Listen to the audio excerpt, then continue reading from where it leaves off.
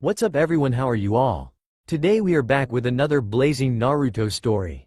What if Kakashi threw Naruto in black hole? If you enjoy then please like, share and do comments. It was quiet in Konoha. The air was still, almost as though the world itself was holding its breath in anticipation. Not even the leaves rustled. The man put one boot on the roof's banister and breathed in deeply. The cool air felt pleasant in his throat and he closed his eyes briefly. His heart beat steadily in his chest and his muscles felt ready. Ah, yes. It was a fine morning to embark on an S-rank mission. He overlooked the village with a proud glint in his eyes, observing the intact roofs and empty streets. There hadn't been an attack in over a year. Most of the villagers were still fast asleep, but here and there he could spot movement. Young families preparing their children for school. Peace looks good on Konoha, the man thought. It's as if we were never at war at all. Nowadays, all the fighting was contained to defeating bandits or remnant white zetsus, of which there were precious few left. With Uchiha Obito dead, Akatsuki had no members left. A few radicals had popped up here and there claiming Akatsuki had the right idea, but none of them had ever been of the level of the original organization. They had been easy to take out or talk out of it on 2 occasions. No, the man thought, the world had gotten rather boring lately. But quite frankly, he didn't care at all. The sun rose steadily on the horizon. Not long now before the population at large would wake up. Time to leave. This was something he had to do alone, a risk he did not want to subject his Suber. Hokage-sama. The man jumped on the spot, shock etched on his features as he almost fell over the banister. Already? How had they found out so quickly? He leapt off the banister and bent his knees in preparation for a rough landing. Or it would have been, if not for the huge beam of wood that had suddenly curled itself around his waist like an overgrown tentacle. The man groaned, not in pain but annoyance. Tenzo, I keep telling you. Hokage-sama, you have no business sneaking off like a common burglar when you know very well you have an important meeting today, the second voice said. As the wooden tentacle pulled the first man back onto the roof, he was faced with an irate-looking man in his late 20s with short brown hair and large dark eyes. Tenzo, also known as Yamato or to some, Kino, looked decidedly annoyed. His eyebrows were drawn together and his mouth a thin line. He was a man of many names, but very little patience. I keep telling you. You should delegate, Rokudame-sama. Ma, no need to be so formal. It's as if you don't trust us with the important missions. Honestly, just Kakashi. You'd think we're all incompetent. But I won't stand for it, not anymore. You should stay safe inside the village. Or Kakashi-senpai, I suppose. And not risk your life unnecessarily. That's not what Tsunade-sama promoted you for. It occurred to Hitaki Kakashi that if he hadn't stopped to admire the view, he'd have been a lot better off. He did a quick mental count. This was, at least the second time this week Tenzo was giving him this speech. It wasn't that he was wrong, per se, but it was a simple fact that Kakashi was not built for sitting behind a desk 24/7. No doubt that had contributed to his restless feet lately. He wanted to get out and move. This S-rank mission to Kusagakure had seemed the perfect opportunity, but of course trivial matters such as meetings had to come first. This meeting is with the daimyo, Kakashi-sama. Okay, perhaps not trivial. But boring. Oh, infinitely so. Ma, Tenzo, take a deep breath. Your face is going red, and that's not your color at all. Please listen. I am not at all joking. The consequences of you not going would be disastrous. Tenzo was starting to look genuinely distraught by now, so Kakashi took pity on him. He raised his hands in what he hoped was a calming gesture. Of course I would have gone. I simply would have arrived a bit. Well, just slightly. Tenzo's eyebrow ticked dangerously. Late? He finished. Well, yes. Kakashi hated being so predictable. He rubbed a hand over the back of his head, putting his already unruly hair even more on end. He crossed his arms over his chest and leaned casually on the wood, waiting for Tenzo to release him. Tenzo shook his head angrily. You're unbelievable, you know that? Ah, you're unbelievable, Hokage-sama. Tenzo glared at him. Then he turned on his heels and walked towards the staircase. His Mokuton technique loosened around Kakashi's waist, but Kakashi still had to wriggle his hips in what he feared was a rather undignified maneuver to free himself properly. He sighed as he watched Tenzo go. He'd taken it one step too far, hadn't he?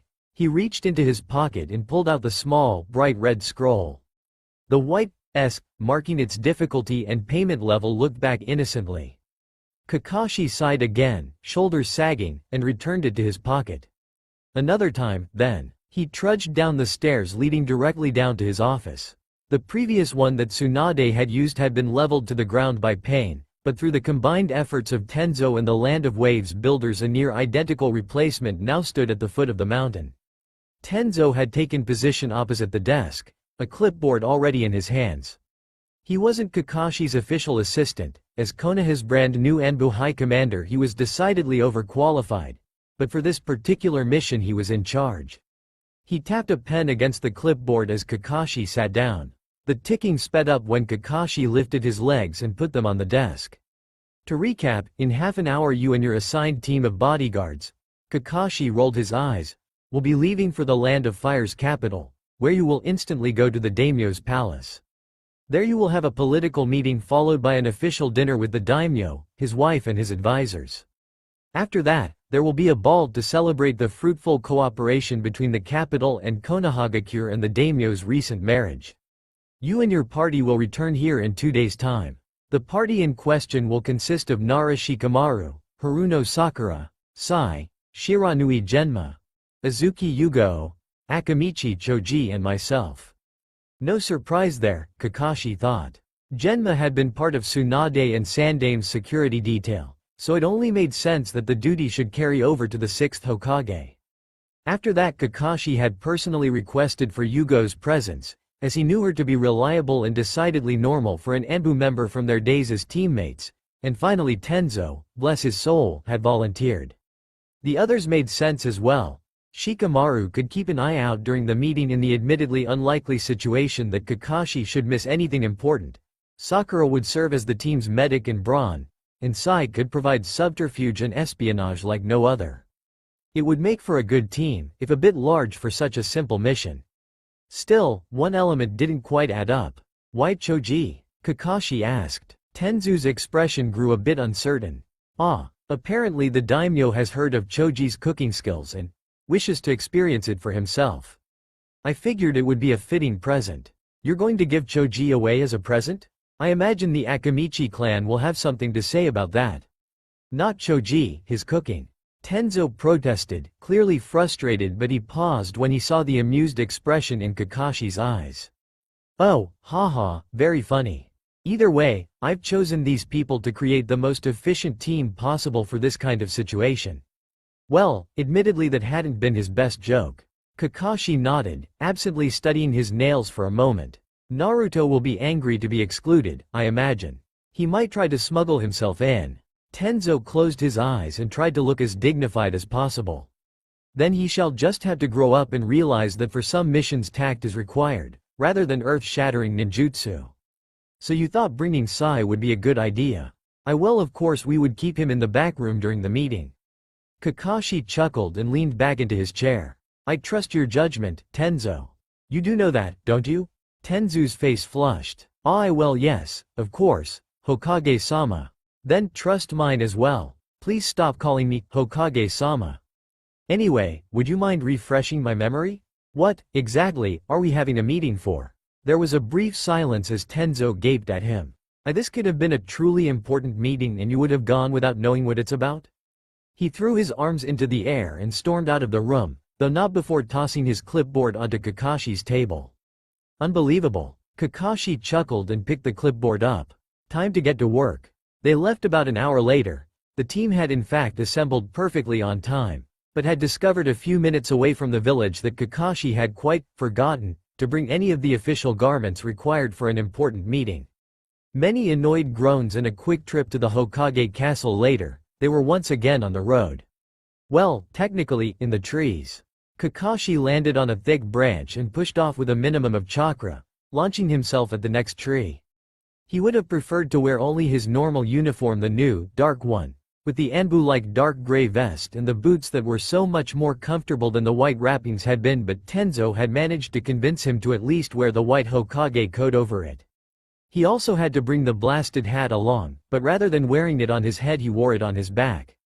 It snapped against his shoulder blades with every landing, an uncomfortable reminder of his position. If there was one thing Kakashi hated about being Hokage, it was the sheer overprotectiveness of people who had happily smacked him on the head before his big promotion. Now he found himself flanked by Sakura on the left and Genma on the right. Yugo was behind him along with Choji, the young man's back heavily laden with backpacks and even a few visible pans. He insisted on bringing his own supplies.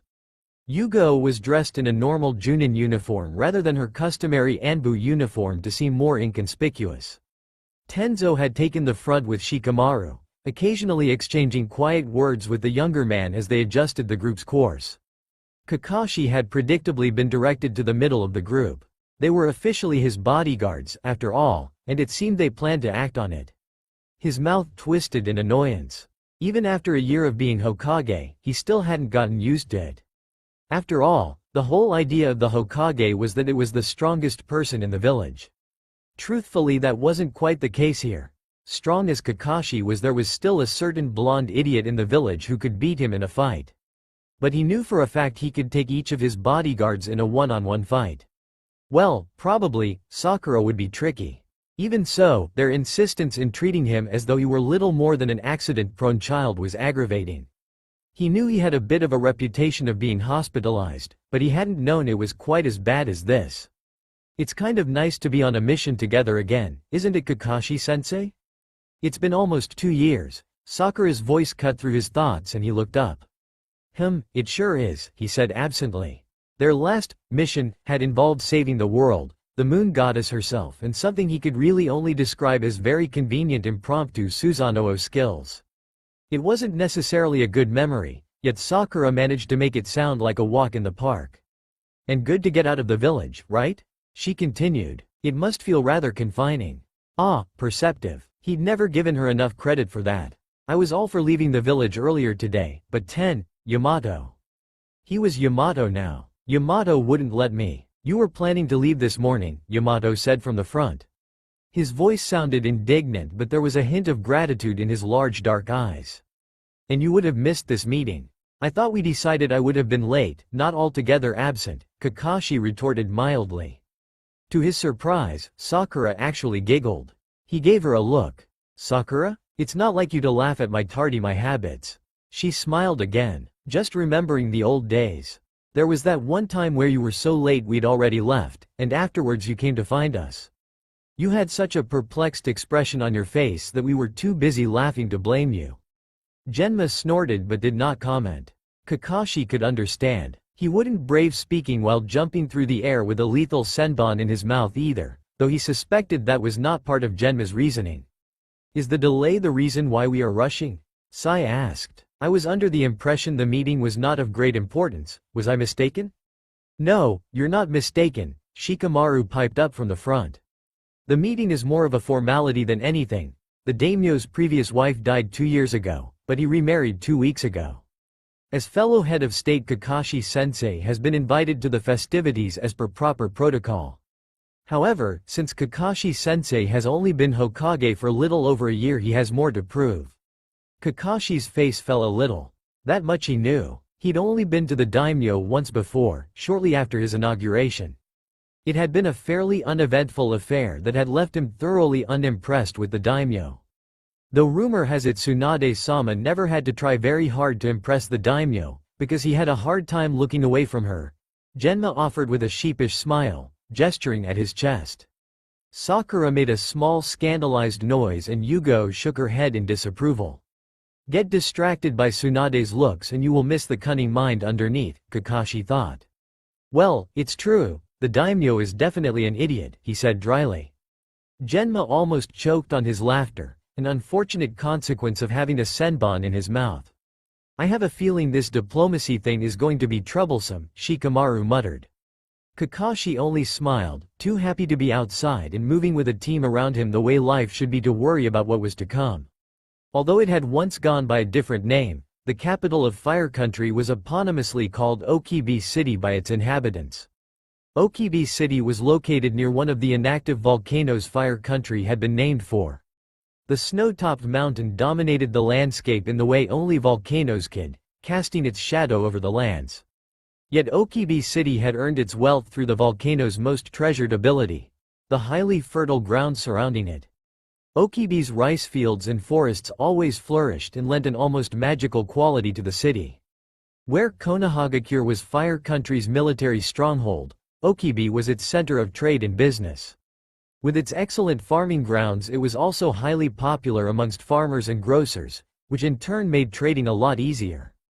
There were no walls or gates surrounding the city, but there was always a platoon of Konoha shinobi stationed within the city to patrol its streets and perimeter. It was part of the deal between Konoha and the Fire Country. We protect you and in turn, you provide us with money and food. Simple, yet highly effective. When Kakashi and his team arrived, a pair of Konoha guards appeared out of the guard tower and saluted proudly. "It's an honor, Hokage-sama," their leader said, offering a neat salute. She was a woman in her early 40s with an eye patch and steel gray hair pulled back into a strict bun, dressed impeccably in the new Konoha uniform. At her side, a young red-haired man squeaked out a nervous greeting. Kakashi vaguely recognized her as a fellow 3rd Shinobi War veteran, though the woman was at least a decade older than he was and they hadn't interacted much at the time. "Tomo-san, isn't it?" Kakashi said, nodding at her and her much younger colleague. "It's good to be here. I hope they're not expecting a parade, though." Tomo shook her head, a hint of amusement in her dark eye. "I'm sorry, sir, I'm afraid the streets are already packed, but my men will keep them away from you. Everyone is eager to see the Hokage." Kakashi scowled a little. "I suppose sneaking around them would be impolite." "It would be, sir, but your predecessor found sending a clone through the masses solved the problem neatly." One corner of her mouth twitched. Kakashi chortled, his appreciation for Tsunade growing even stronger. "She would, wouldn't she?" "Thank you, Tomo-san, I will certainly keep that in mind." "Meaning he'll disappear at the first chance he gets," Sakura said under her breath. "Ma, I think that'll be an effective way to go about this," Kakashi said, ignoring her remark. He raised his hands up in a familiar T-shape. Kage Bunshin no Jutsu. Half a second later, he smiled at his mirror image. "There we go. You get to do the parade while I'm off to the palace. Genma, Choji, Sai and this young man will accompany you," he said, pointing at the young redhead, who blushed furiously in response. The clone grimaced. "Tomo-san, you are more familiar with this city than me or my team. Would you lead us to the palace?" Tomo gave a small bow. "Of course, sir. You're expected any moment now." Kakashi nodded. "Very well. Let's go." Tomo led them down a narrow alley to their left, away from prying eyes. Tenzo immediately made his way to the front of the group to walk next to Kakashi, his eyes wary. "No disapproving remarks, Te Yamato?" Kakashi asked. "I was rather expecting them." Tenzo shook his head. "No, this course of action makes sense." In fact, he smirked a little. "I was there when Tsunade-sama first used it. It's effective and ultimately safer." "Safe?" Sakura piped up from just behind them. "What risks could civilians pose?" Shikamaru nodded in agreement. "The worst they could do is throw rocks, but you're hardly unpopular enough for that." Kakashi's shoulders drooped. Was he unpopular at all? Sakura giggled at his expression.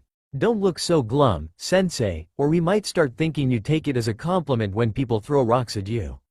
The others laughed. Kakashi gave Sakura a disgruntled look, but when Tomo shot him a curious look over her shoulder, he winked. He could take a joke. All remnants of insecurity disappeared from Tomo's face and she grinned back. "A new wind's blowing, huh?" she remarked. "If we'd tried that with Tsunade-sama, she'd have punched us for the trouble." "I could punch you all if you really want me to," Kakashi replied dryly. "You do seem to be asking for it." There were more chuckles and Sakura amiably elbowed Kakashi in the side, with enough force that he almost crashed into the wall. The rest of the trip was rather uneventful. Their trick had worked. They could still hear the crowds in the distance, thousands of voices murmuring and chatting and screaming, but not one civilian was there to see the real Hokage and his party walk through the city's alleys. The daimyo's palace appeared at the horizon quickly enough. It was a large building, built more to intimidate than inspire awe. It was blocky and square, with small portals that arrows could be shot through if necessary. There were guards too, of the civilian kind. Well trained but no match for a shinobi, even with their spears. "We thought you were in Main Street," one of them said, clearly confused, but Tomo ignored the remark and asked for entrance instead. They quickly bowed in return and let Kakashi and his team pass through. Where the palaces outside had resembled a fortress, the inside was more reminiscent of an old, traditional dwelling. The walls were either thick, red stone or delicate paneling with rice paper. The furniture was all made of wood, but beautifully lacquered and clearly the work of a true craftsman. As they passed through the hallways, a few servants stopped here and there to give them deep bows. The group stopped in front of a set of large doors. "This is where I leave you," Tomo said with a half bow. "Daimyo-sama is already waiting on the other side. There will be servants to show you to your rooms afterwards, or aid you in any way you may wish. If you require my services, you only have to say the word." Kakashi nodded absently, eyes still fixed on the doors. They had been engraved with what appeared to be a legendary battle: a large golden fox, a great purple samurai, another great samurai in white, and a faintly pink samurai with a purple diamond on her forehead. There was no doubt in Kakashi's mind who they were supposed to be, but the discovery still left him slightly lightheaded. He'd never been the subject of legendary battles before. Next to him, Sakura smiled nervously and they exchanged a look. She gave him an encouraging nod and they pushed the doors open together. The daimyo was already waiting inside. He had not changed much over the years, a man with a rather weak chin, small beady eyes and a permanent smile playing around his toad-like lips. He did not make for a pretty sight, even in official regalia. The woman next to him, however, proved to be quite the opposite.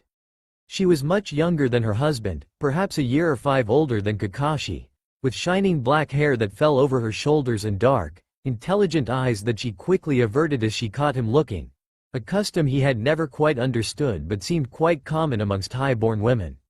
Her lips had been painted red, and her white kimono was covered in matching red print. She looked positively regal. Trusting in the professionalism of his team, Kakashi knew none of them would comment on the huge contrast between husband and wife. He strode over to the slight podium they had positioned themselves on, stopped and gave a slight bow. "It is an honor to be here, Daimyo-sama," he said, rising with as much elegance as he could muster. He kept his shoulders straight for a change, he was here to make an impression. The daimyo's smile widened. "Welcome, welcome," he said, rising clumsily from his pillow. "Rokudame-sama, I welcome you to my palace." 3 welcomes. At least Kakashi wouldn't have to doubt the daimyo was glad to see him, though frankly the carving of Team 7 on the man's front doors had already made that clear. "I would like to introduce you to my new wife, Miho-hime," he gestured towards the woman. She had not moved at all, but now she finally raised her eyes.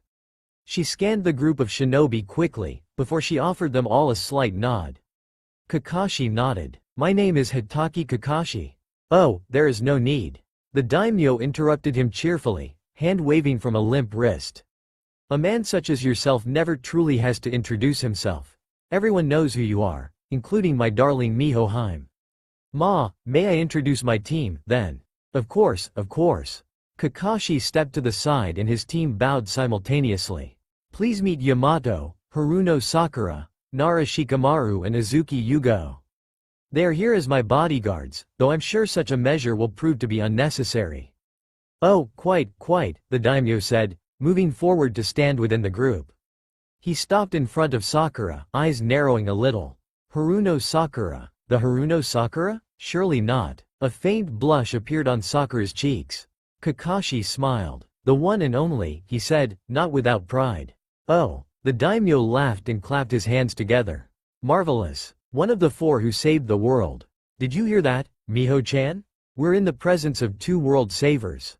Technically, every shinobi in this room was involved, Kakashi argued. But without Sakura's brilliant medical ninjutsu things might have ended very differently, indeed.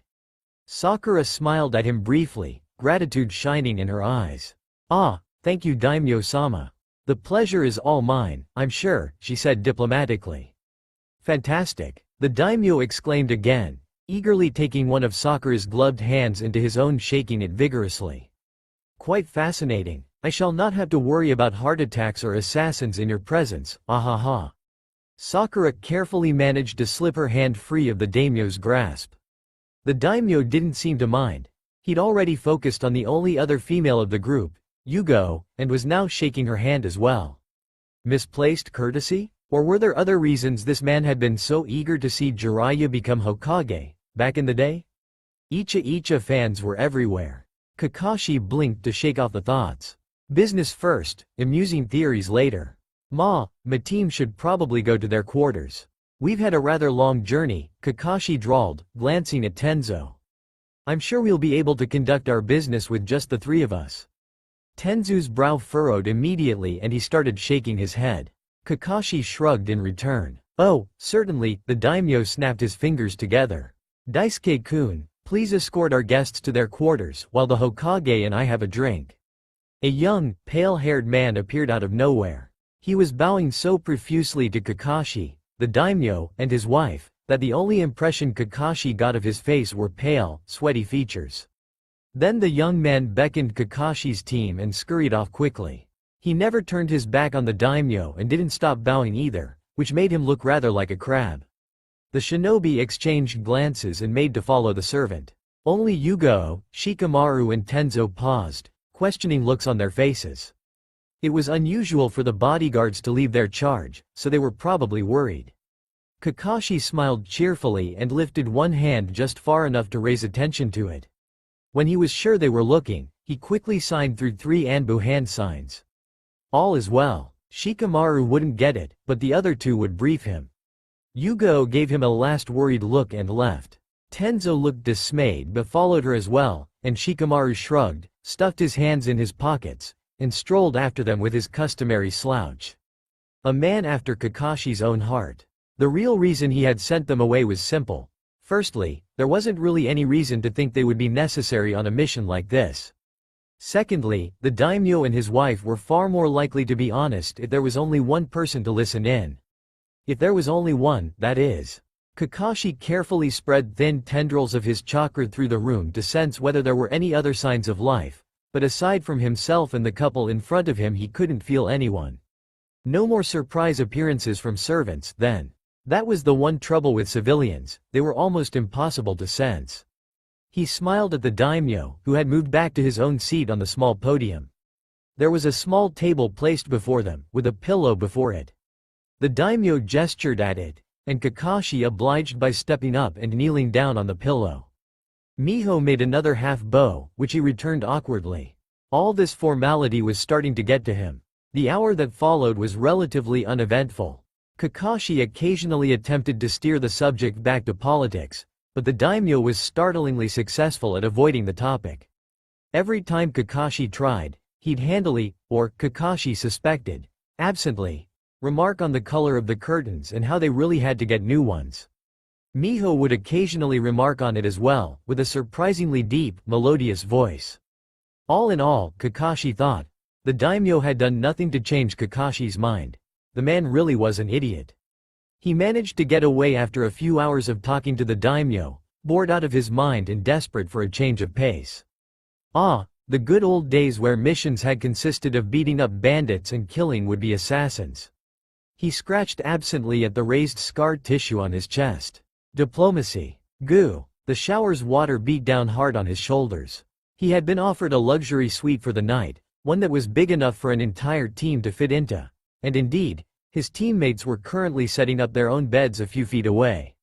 He could hear them rummaging on the other side of the bathroom door, their voices a calming murmur in the distance. As pleasant as it was to be in their company, they'd also seen fit to remind him of tonight's events. Events that would necessitate formal clothing. Formal clothing, of the kimono and yukata kind. He suppressed a shudder and ran his hands through his hair. He'd already washed it twice, a clear sign that he'd spent far too long under the shower already. He wasn't even washing himself anymore, just procrastinating. With another deep sigh he turned off the water and toweled himself dry. He threw an anxious look at the garments laid out on the chair in the bathroom's corner. White and red, like the Hokage robes. Sakura had also left out his mask. Whoops, I must have forgotten it. So sorry, I suppose you'll have to go without, but Kakashi had come prepared. He grinned and fished the one he'd worn earlier today from the floor, quickly putting it and the attached sleeveless shirt over his head. The kimono was admittedly rather elegant, with faint silver print on the white fabric and red lining in the sleeves.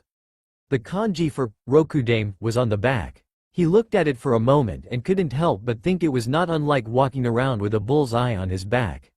Wonderful. He dressed himself reluctantly and exited the bathroom. Shikamaru was already there, dressed in a similar forest green outfit with the Nara clan symbol on his back. He looked startlingly mature in this new outfit, and it took Kakashi a moment to remember that he had officially been the Nara clan leader for almost 2 years now. He and Tenzo were the only ones who would be accompanying Kakashi to the Hokage's dinner. Shikamaru as clan leader and Tenzo as Anbu commander. He'd wanted Sakura to be there as well, but despite her fame she had no official ranking or position that would require the daimyo to invite her.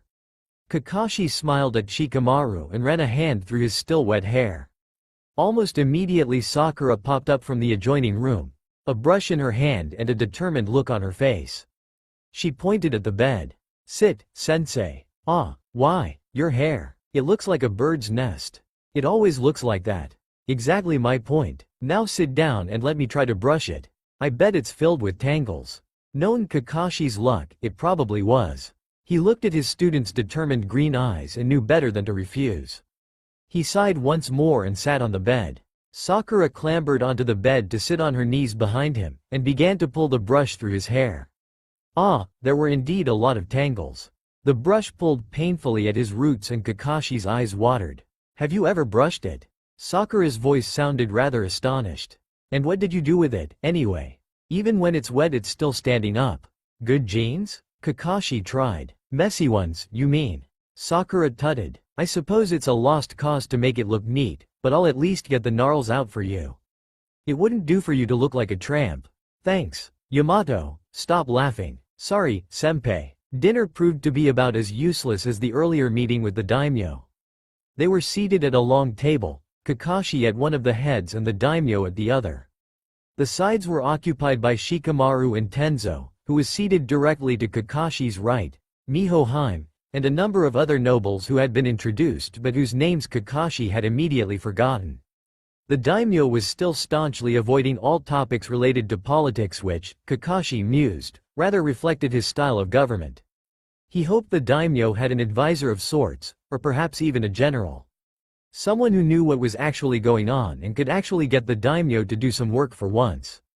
To be fair, this dinner hadn't actually been meant for political discussions. He'd just been hoping for more exciting conversations than the newest fashion or whatever kind of architectural form was up and coming. At least Tenzo seemed to be entertaining himself, but Shikamaru looked every bit as frustrated as Kakashi felt. The door opened and a few servants came through, carrying some kind of exquisite wine. Kakashi wasn't particularly interested in it, but at least he'd thought of another way to entertain himself.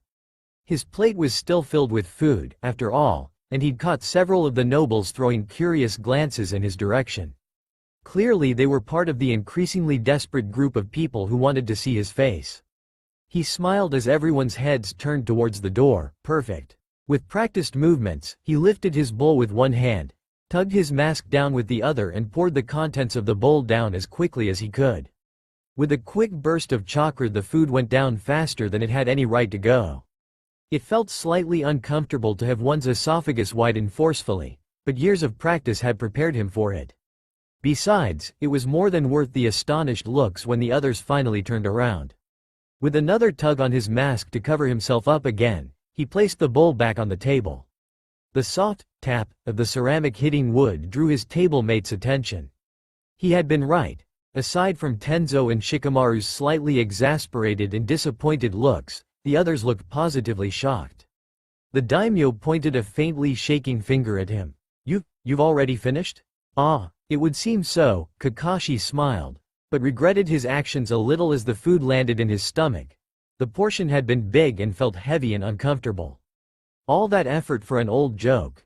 To his pleasant surprise, the daimyo burst into laughter. Great heaving wheezes escaped from him, his shoulders shaking violently. Kakashi raised an eyebrow. He hadn't thought his habit was funny to anyone but him. The daimyo wiped at his beady eyes with a finger to get the tears out of them and started to clap. "Quite marvelous, Kakashi Dono," he tittered. "Very amusing. And that was that, it seemed." The daimyo's pretty wife blinked a few times in confusion, and her raised eyebrows made it clear her own opinion on the matter was quite different from her husband's. It occurred to Kakashi that slurping one's dinner down in one go when the daimyo is host hardly seems like proper conduct, let alone simple manners. With one prank he just convinced the daimyo's wife that he was an utter barbarian. Perfect. A trickle of sweat went down his temple, but he wiped it away. The room felt a lot warmer than it had a moment ago. What a woman's disapproving stare could do to you, it was quite unbelievable.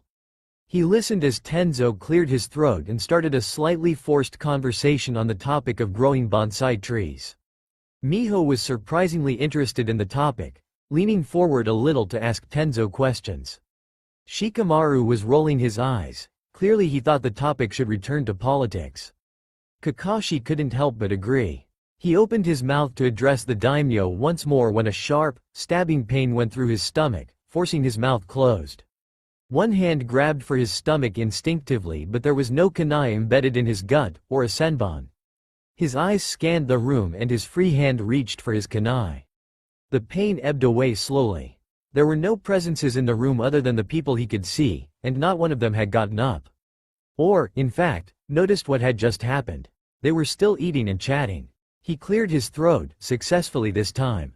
Ma, daimyo-sama. Another stab of pain, and this time it didn't disappear, though it did weaken a little. This wasn't normal. The daimyo looked at him expectantly, a dumb little smile playing around his weak mouth. Do you have another trick to show us, Hokage-sama? Another stab, more severe than the first. It was becoming difficult to keep his face straight. I would like to be excused for a moment, he managed. Tenzo frowned at him, dark eyes flitting over Kakashi's face. The food. It had to have been the food. But Choji had made it the sake, then? No, he'd barely had any. Kakashi rose as fluidly as he could manage and immediately placed a hand on the table to steady himself.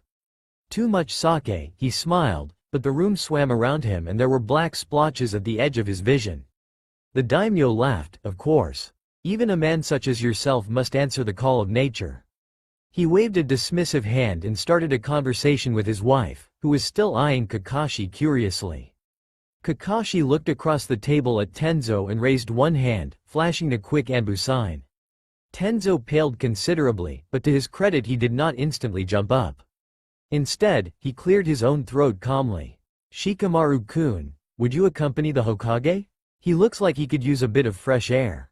Good. Tenzo could stay here and keep the daimyo busy. Shikamaru could. The next spasm of pain cut off his thoughts. Yes, it was definitely getting worse. His knees were starting to feel weak. Shikamaru opened his mouth as if to protest, but a quick shake from Tenzu's head silenced him. He nodded and stood up, making his way across the room towards Kakashi. Kakashi smiled pleasantly as the pain slowly began to spread through his torso. His lower back was starting to feel like it was on fire and his hands and feet began to tingle. Still, he managed a nonchalant wave at the daimyo before turning and leaving the room. Once in the hallway, Kakashi quickly looked around, sensing chakra was becoming difficult and his breathing was too unfocused for him to still smell for other presences, but he had to take the risk. Shikamaru, he began, trying to stay calm. I'd like for you to get Sakura. Shikamaru's brown eyes were narrowed in worry. He'd always been a clever boy. What's wrong? Why did we have to leave this suddenly? Kakashi swallowed thickly and swayed on his feet. The wall suddenly seemed a lot more accommodating than it had before. He leaned against it heavily. Because I've just been poisoned. By the time they reached Sakura, Kakashi was leaning heavily on Shikamaru's shoulder. Walls seemed to tilt as they went past them and the overhead lamps were blinding in their intensity. His head pounded. His knees felt weaker with every step and he wasn't sure how much longer he would remain conscious at all. It had been 2 minutes now. Whatever kind of poison this was, it was working fast. Kakashi-sensei, we're here, Shikamaru announced tensely. He looked about as pale as Kakashi felt, but his shoulders were strong and steady. Sakura, Shikamaru called out as he opened the door. Sakura, Kakashi-sensei has been poisoned. And then there were hands everywhere, supporting Kakashi and moving him into the room. He clenched his eyes shut against the pain still raging through his system and allowed them to lead him through the room. His knees hit the edge of the bed, making him lose his balance and topple over. He instinctively curled his arms around his stomach, the area that hurt the most. Careful, someone cried out. Kakashi pushed himself up with his arms, but found they shook from the effort. What the hell happened? Genma asked. His voice sounded far away. The mattress below Kakashi sounded so soft, the blankets so warm. He was starting to feel sleepy. Someone slapped his face. Kakashi-sensei, you have to stay awake. Sakura. There was an undertone of steel on her voice that automatically made Kakashi obey. He forced his eyes open and saw his team standing around him. Sakura was sitting on the bed next to him, face pale with worry. Sensei, I need you to tell me where it hurts and how it feels, to identify the poison. Sakura said tersely. Kage burns. Chest, stomach, limbs, head. Okay, I need you to move your hands away now. Small hands curled around his tense ones and carefully pried them away from his stomach. Kakashi grimaced, clenching and unclenching his fists compulsively. Sakura placed her hands on his stomach and after a moment cool green chakra flooded into his system.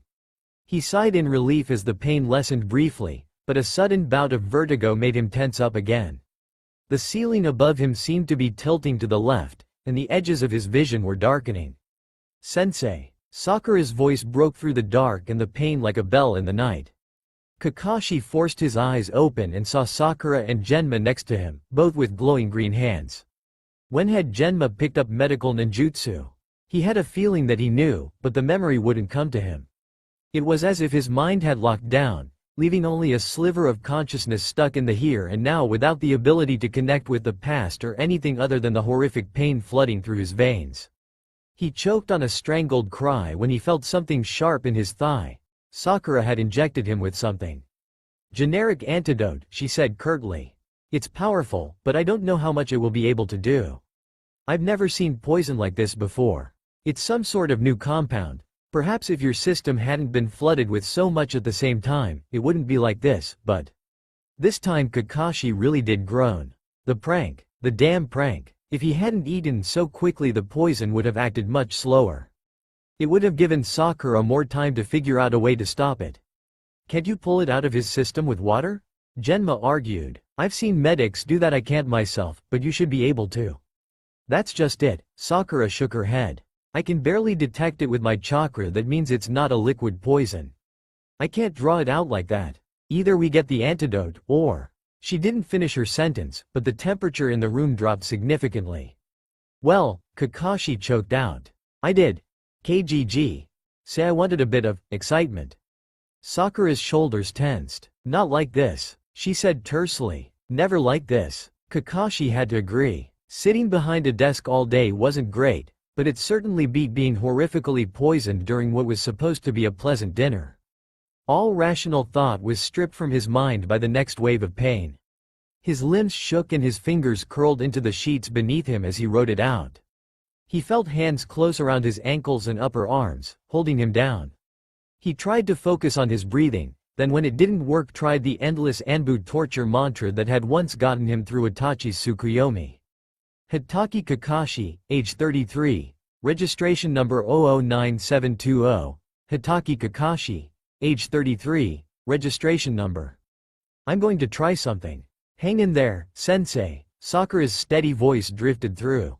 Oh, how that girl could stay so calm was truly admirable. Sakura ripped open his kimono shirt and pulled up the shirt underneath, baring his stomach.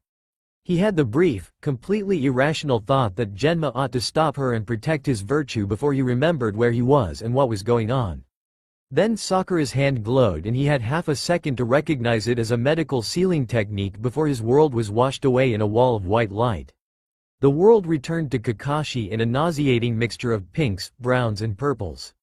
Blinking back at three worried faces hovering over him and estimating they were friends, not fish, Kakashi promptly rolled onto his side and vomited. Fortunately for him, experience and muscle memory forced his mask down moments before his stomach upheaved itself, which was a much more pleasant experience for everyone involved. Oh, we should have gotten a bucket, someone said. The pretty sheets next to Kakashi were distinctly unpretty now. He blinked again. Huh, he was still alive. Was that supposed to happen? He heard Yugo ask. His body is purging itself.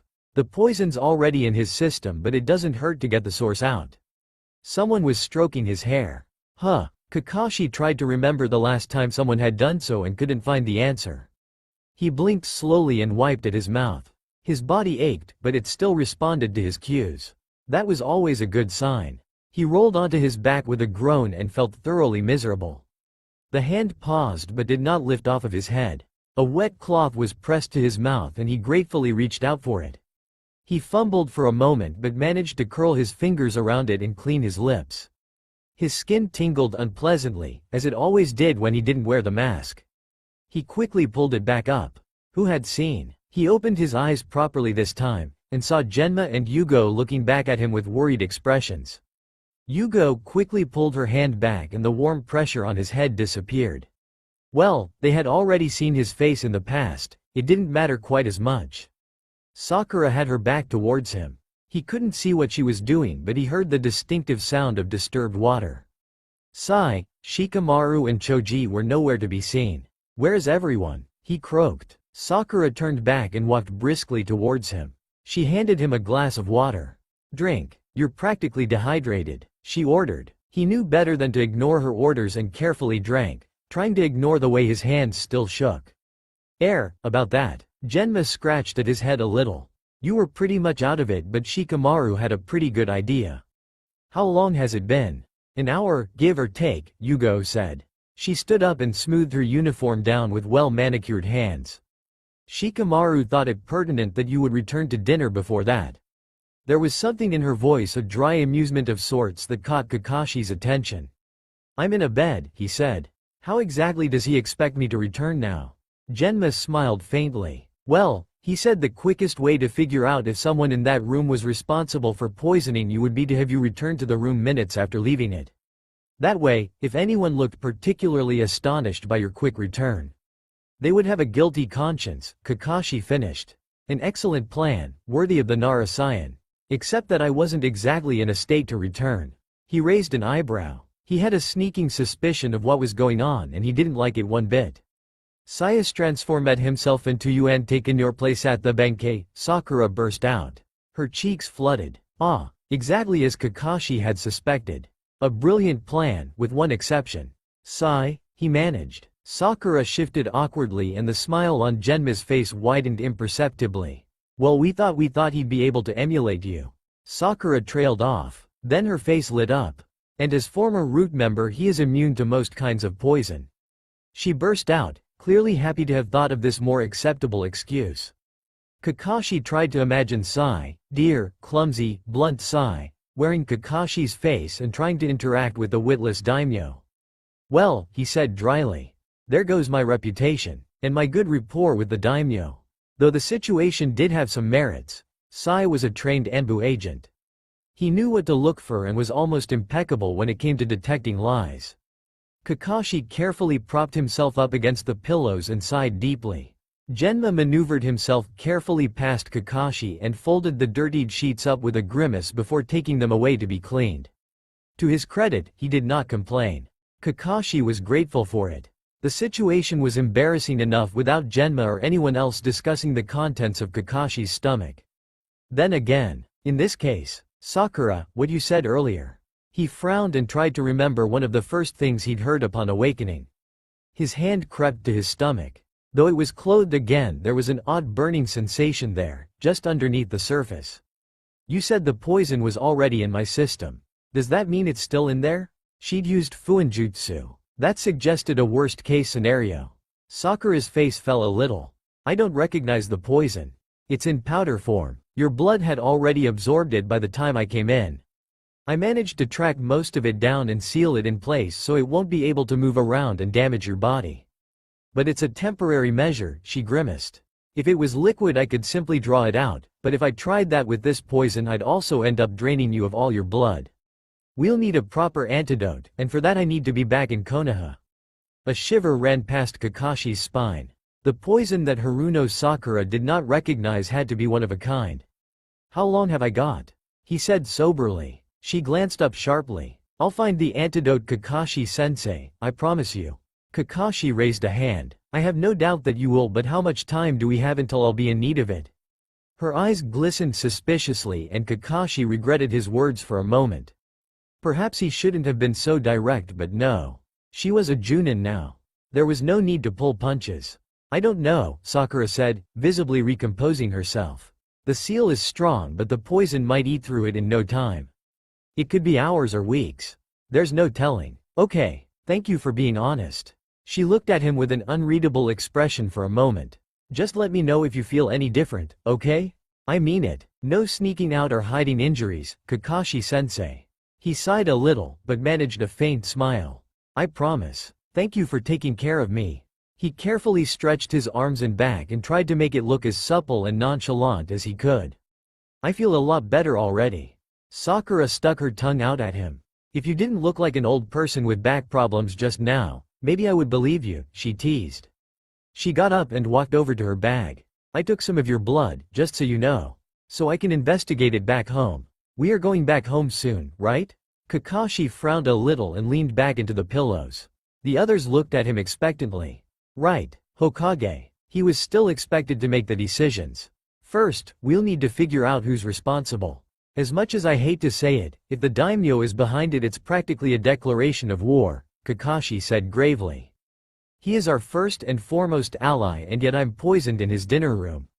I'm not exactly jumping for joy at the prospect of a civil war for my own sake, but we do need to get to the bottom of this. If someone thinks they can poison me, they might be equally threatening to Konoha. It was strange, even after a year, to consider an attack on him an attack on Konoha. But it was one of the things Tsunade had drilled into him. That he was no longer just an individual, but the living representation of Konohagakure. Every insult or attack aimed at him was an insult or attack on Konoha. Needless to say, he'd had quite a few sleepless nights after she'd told him this. He looked at his three companions, brow furrowed. Every accusation we make needs to stay in this room until we have conclusive evidence. Do not under any circumstance let your suspicions slip. Konoha shinobi accusing the daimyo of a murder attempt on the Hokage could be catastrophic. The others nodded. Understood. They chorused, recognizing it as an order. More than that, Kakashi couldn't help but wonder whether this would be the only attempt on his life. Was there an assassin out there, waiting for a chance? This time it had been through poison, which was remarkable in its own right. Choji wasn't exactly the evil assassin type, which meant that someone had snuck past him and gotten the poison into the food somehow. Has anyone seen Choji since all of this happened? Kakashi continued. He was in charge of the meal, so if anyone knows what happened it would be him. Surely you don't think he's responsible? Gemna said skeptically. No, but he did prepare the food and saw who served us. A lot can happen in between the kitchen and the dinner hall. Yugo nodded and stood up. I'll go look for him. Kakashi nodded and she disappeared from the room. That said, Sensei, we should get you to Konoha as quickly as possible. Perhaps the others should stay here to investigate, and then you and I can go to the hospital. Well, I'd usually agree with that. Except we don't know who did it or whether they might try again. Kakashi explained. So while everyone investigates, the assassin in question could come after the two of us and kill us both.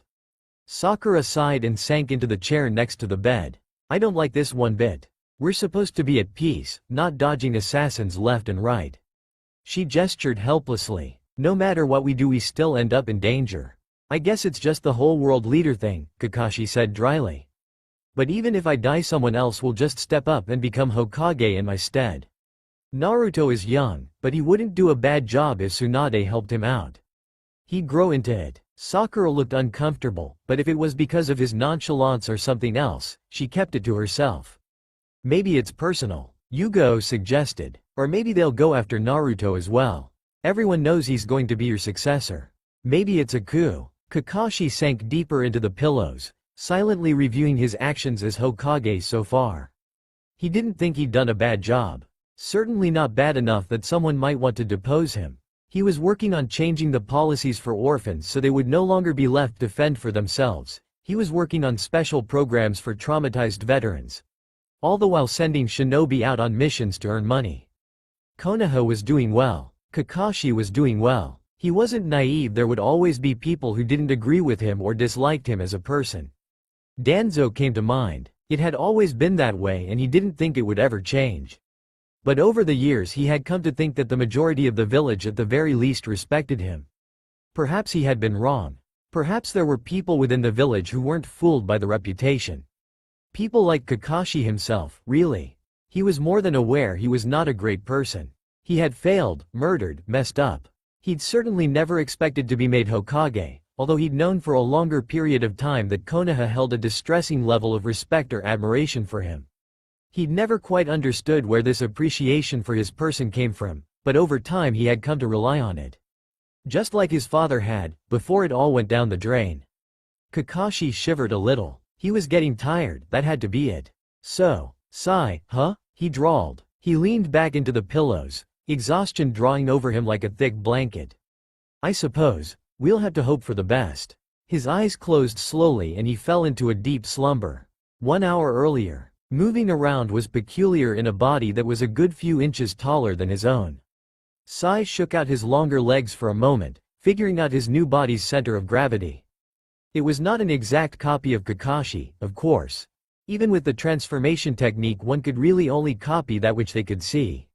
Everything below the fake illusion dress robes was still Sai's. So remember, keep your eyes open, Shikamaru murmured next to him. Whatever happens in the first 5 seconds could provide us with vital information. Sai nodded absently. Of course. As Shikamaru had already told him this twice, he hardly needed more reminding. I am well versed in the ways of interrogation, he said. Even one as subtle as this. Shikamaru's eyes widened and his mouth did an odd thing, his lips curling back and teeth showing. A grimace? Sai remembered seeing the pictograms, but it was always harder to recognize on a real face. Just as long as you don't question them openly. That sort of thing could lead to diplomatic problems, Shikamaru said. It's troublesome enough that this happened in the first place, we don't need to add a civil war to the count. Sai nodded. It is good Sakura came along. Hokage-sama would certainly be dead without her. He said. His voice was quite calm, but he felt his brow furrow in concern. He had been part of Team Kakashi for 4 years now. It had only taken him one of those 4 years to acknowledge that he had come to care for the team's other members. 3 days from now was Friday. Friday meant Team Kakashi Day. For almost 2 years now, they always met up on Friday for dinner and company. If Kakashi died here there would be no evenings spent eating and laughing together. Or even if they did, it would always be tainted by the one empty chair at the table. Sai's fingers twitched. That was simply not allowed to happen. Yeah, and that he noticed it in time to get out of the room. I wonder what lie Yamato came up with to keep them occupied. Shikamaru said, breaking through Sai's thoughts. They turned the corner and walked towards a large double door. We're here, Shikamaru said. Remember, be in character. Channel Kakashi-sensei, yes. Sai said, and promptly slumped his shoulders. His stomach fluttered nervously. And it's a good thing the daimyo is as ignorant of politics as I am, he added. Shikamaru chuckled and pushed the doors open. Inside, they were presented with a surprising image. Yamato, one hand outstretched and balancing a tree branch, and the daimyo and his vassals staring in fascination as the tree branch randomly spouted leaves left and right. Yamato's lips were pressed tightly together and his free hand tapped impatiently on the table. Ah, Sai said. Yamato is showing off his party tricks again. Next to him, Shikamaru pinched the bridge of his nose. The occupants of the room turned towards them at once, startled by Kakashi's voice. Ah, Hokage-sama. The daimyo stood up immediately, arms spread wide. I hope you got some fresh air. Dessert will be here soon. Please, sit. Sai smiled back. At his side, Shikamaru's eyes went through the room, inspecting each face quickly for signs of surprise or guilt. Yamato's tree branch fell on his plate with a loud clatter, and his eyes were wide as he looked at Sai. Sai raised a hand into the air and smiled a little bit wider. If he could, he would try to reassure Yamato. Ma, Sai said in his best impression of Kakashi. I'll go sit again, shall I? But I'm a bit queasy, so if you don't mind I will skip dessert. The last meal didn't sit so well with my stomach. His smile widened. He let his eyes wander over the daimyo and his vassals, observing every face carefully for tells. Most of the guests seemed perfectly relieved, but the daimyo's wife was a bit paler under her makeup than before. Sai turned his face toward her and his smile widened. Her dark eyes widened. Now then, who will blink first? Kakashi woke up when the door opened and Yugo entered the room. Choji was leaning heavily on her, a hastily improvised bandage wrapped around his head. Kakashi blinked hazily. His head was still a bit clouded, but it didn't take as much effort as before to push himself upright. What happened? He asked hoarsely. I found him unconscious in the storeroom, Yugo said. After I broke the door down. It was locked. Sakura, who had still been sitting in the chair, jumped up and rushed to their side, and together the two women helped Choji sit down on the bed. Kakashi pulled his legs up to give them some more room, but fortunately it was a large bed. Too large for a single person, really, but rich people seemed to draw comfort from that. Choji groaned a little. I did lock it, he said. But someone came in anyway.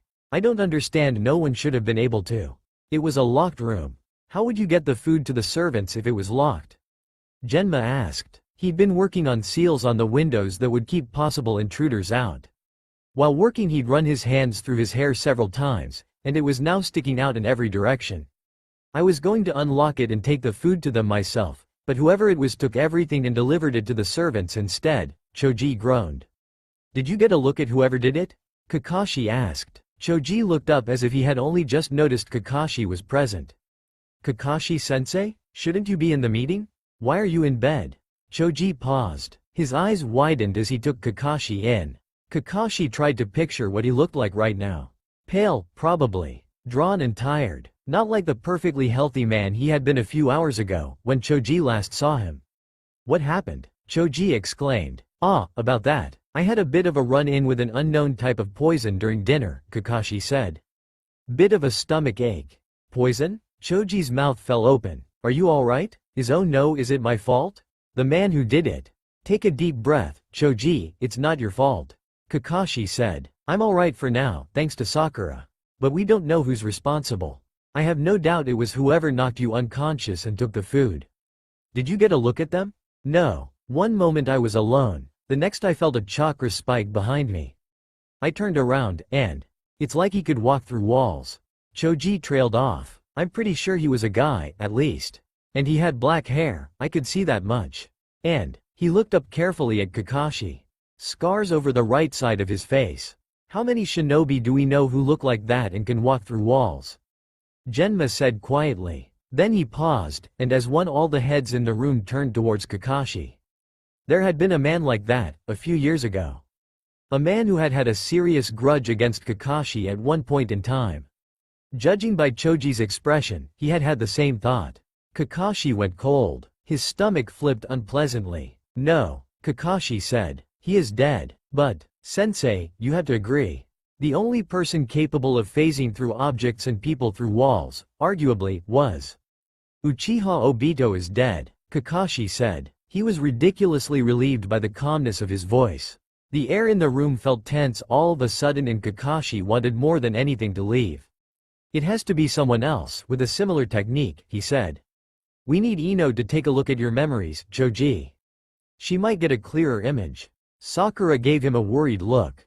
Kakashi gritted his teeth and pushed the blankets off of himself. He swung his legs over the edge of the bed. He had had enough of sitting here, being stared at. He had to get up and move, do something to figure out what had happened. His knees buckled and suddenly Genma was there, strong hands keeping Kakashi upright. Easy there, boss. It's too early for you to be running around, he said. As if that wasn't humiliating enough, Kakashi's stomach took that moment to growl loudly. Usually they probably would have laughed, but now there was just a painful silence. It didn't take an awful lot of imagination to figure out what they were seeing. Kakashi had looked weak just now. He bit his own lip. Alright, I'll go sit. But not for long, and someone should get me some food. The others paled a little. About the food thing, Kakashi-sensei. Kakashi sighed deeply. There's a nutrition bar in my backpack. I can assure you it has not been meddled with. Several people sighed in relief. Yamato and Shikamaru returned about half an hour later. Yamato was looking vaguely queasy, which was quickly explained after he told them an elderly vassal had taken a shine to him and insisted on sharing her food with him. Sai transformed back into himself with a bang and a puff of smoke. Well, it wasn't very eventful, he said. I didn't eat, of course, and I looked at all the faces. The only one who showed surprise at all was Miho, the daimyo's wife. Shikamaru nodded. Her response was definitely shifty, but she kept a straight face for the rest of the dinner, no matter what we asked her. She's definitely the one to keep an eye out on, but I think it would be wise to screen everyone in the room eventually. Choji told them what he had seen, not meeting Kakashi's eyes as he described the man who had knocked him out. Well, I'd say it's unlikely, but we've all seen the Edo Tensei technique. We can't just dismiss the idea, Shikamaru said, and the others agreed. Even Kakashi had to admit there was sense to it, but on the other hand, Obito had died as his friend. No matter what had happened in the years in between, they had parted as friends. Even if Obito had been brought back to life, Kakashi felt sure that Obito's grudge had died on that battlefield. Though if it really was Edo Tensei, someone else could be controlling him. But then the number of people capable of using Edo Tensei could literally be counted on one hand. He pondered on it some more. Hokage-sama, shall I send word to Konoha? We may need reinforcements, Sai asked. Kakashi looked up again, thoughts interrupted. Ask for Yamanaka Ino, Sai. She's the person we need right now. Sai nodded and immediately pulled out his scroll and special ink from his backpack. His ink messages were incredibly useful in these kinds of situations. They did not require live birds to be sent, and if anyone other than the recipient tried to intercept them, the ink would fall apart and destroy the message. Sai made a few practiced, unbelievably quick strokes, and then a small bird popped up. The message curved around its legs and body like a living tattoo. Sai opened the window and the bird flew off. They all watched it go for a moment. Whatever would happen next, this was the first step. Several hours later, Uzumaki Naruto was not pleased.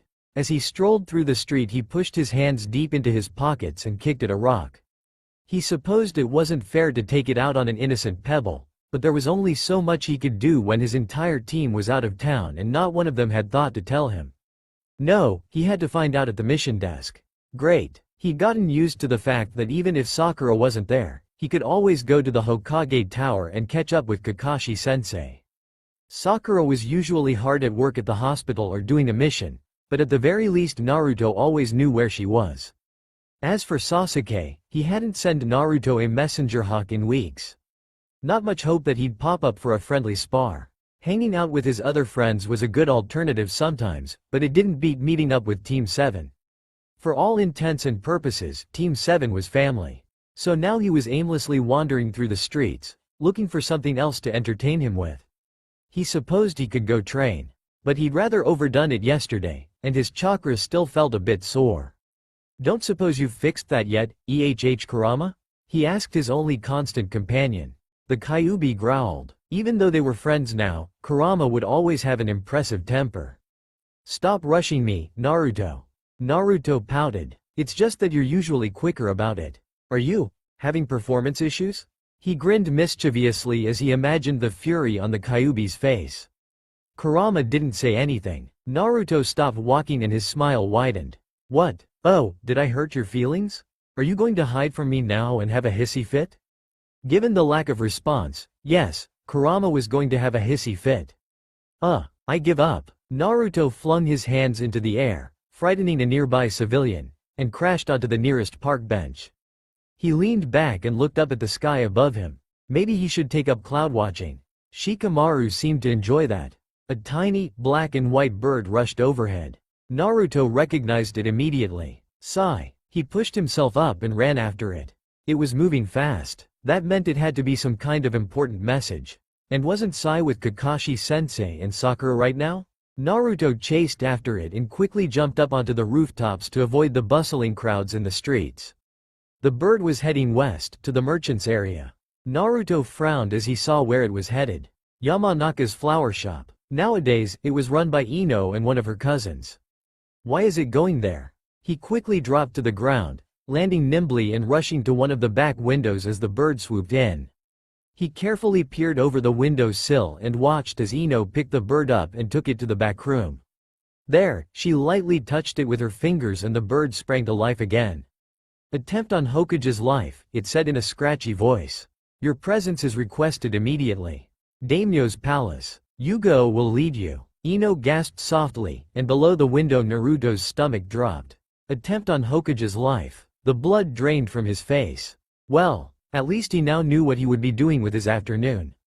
He jumped up to the roof and rushed to his apartment to grab his things. This afternoon, he was going to bring the daimyo a visit. The guard towers of Okibi loomed over Naruto. He leapt down from the tree line and stopped in front of the entrance, frowning a little in concentration. His chakra cloak glowed brightly in the falling darkness. There wasn't a single person in this city who could sneak up on him now, not while he could feel their chakra signals stretched out before him. The thousands upon thousands of dim civilian chakra systems, weak and untrained, only made it easier to pick out the shinobi signals. There were a few Chunin-level ninja in the towers. Naruto could feel their chakra spike as they spotted him. He heard shouts and 2 Junin-level signals came from a nearby building, alerted by the cries. None of them were familiar, so he continued to look for the bright and cold rumbling chakra he associated with Kakashi. He found Sakura's steady, warm chakra first. He smiled a little. They were in the center of the city, where the palace had to be. Sai was there too, his erratic chakra pulsing in the darkness in a way that told Naruto he currently had a jutsu activated. Naruto nodded to himself and dropped his chakra cloak, ignoring Kurama's disappointed rumble. The Junins from before were already heading towards him. "Hey there," one of them cried out, a woman with steel-colored hair and an eye patch. "State your name, rank and business, shinobi." A few of the Chunin came up behind the Junins, their eyes wide. "Hey, isn't that?" one of them murmured. Naruto nodded at them. In any other situation he'd have smiled, but he was here for business. "Uzumaki Naruto, Junin, I'm here to see Kaka the Hokage," he said. "I heard about the attack." The Junin blinked. "Attack? What attack? There's been an attack?" A small red-headed Chunin exclaimed. "We haven't heard a thing." I heard K the Hokage was attacked, so I came straight away." "Don't tell me that was a prank." The Junin shook her head. "We haven't heard from the Hokage or their party since their arrival. If there was an attack, they've been keeping it under wraps. But if they asked for you to come here, it must have been serious." Naruto's face heated up. "Well, they didn't specifically ask for me, but..." He rubbed the back of his head and improvised. "I'm part of Team Kakashi, so I was supposed to come anyway." "Better hope they fell for that." They did. The woman nodded. "I'll take you there right away. Ibuki, you take charge here while I'm away," she told the other Junin. "I'll send a message when I know more." The other Junin saluted and ordered the Chunins to go back into the tower. "My name is Tomo, Naruto-san. I'm the head guard and the one who led Hokage-sama to the palace earlier." There were no signs whatsoever that there would be an attack, and everyone seemed relaxed.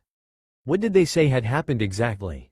Naruto shook his head grimly as they jumped onto a nearby roof and quickly made their way through the city. They didn't really say anything other than that there had been an attack. "I'm as much in the dark as you guys.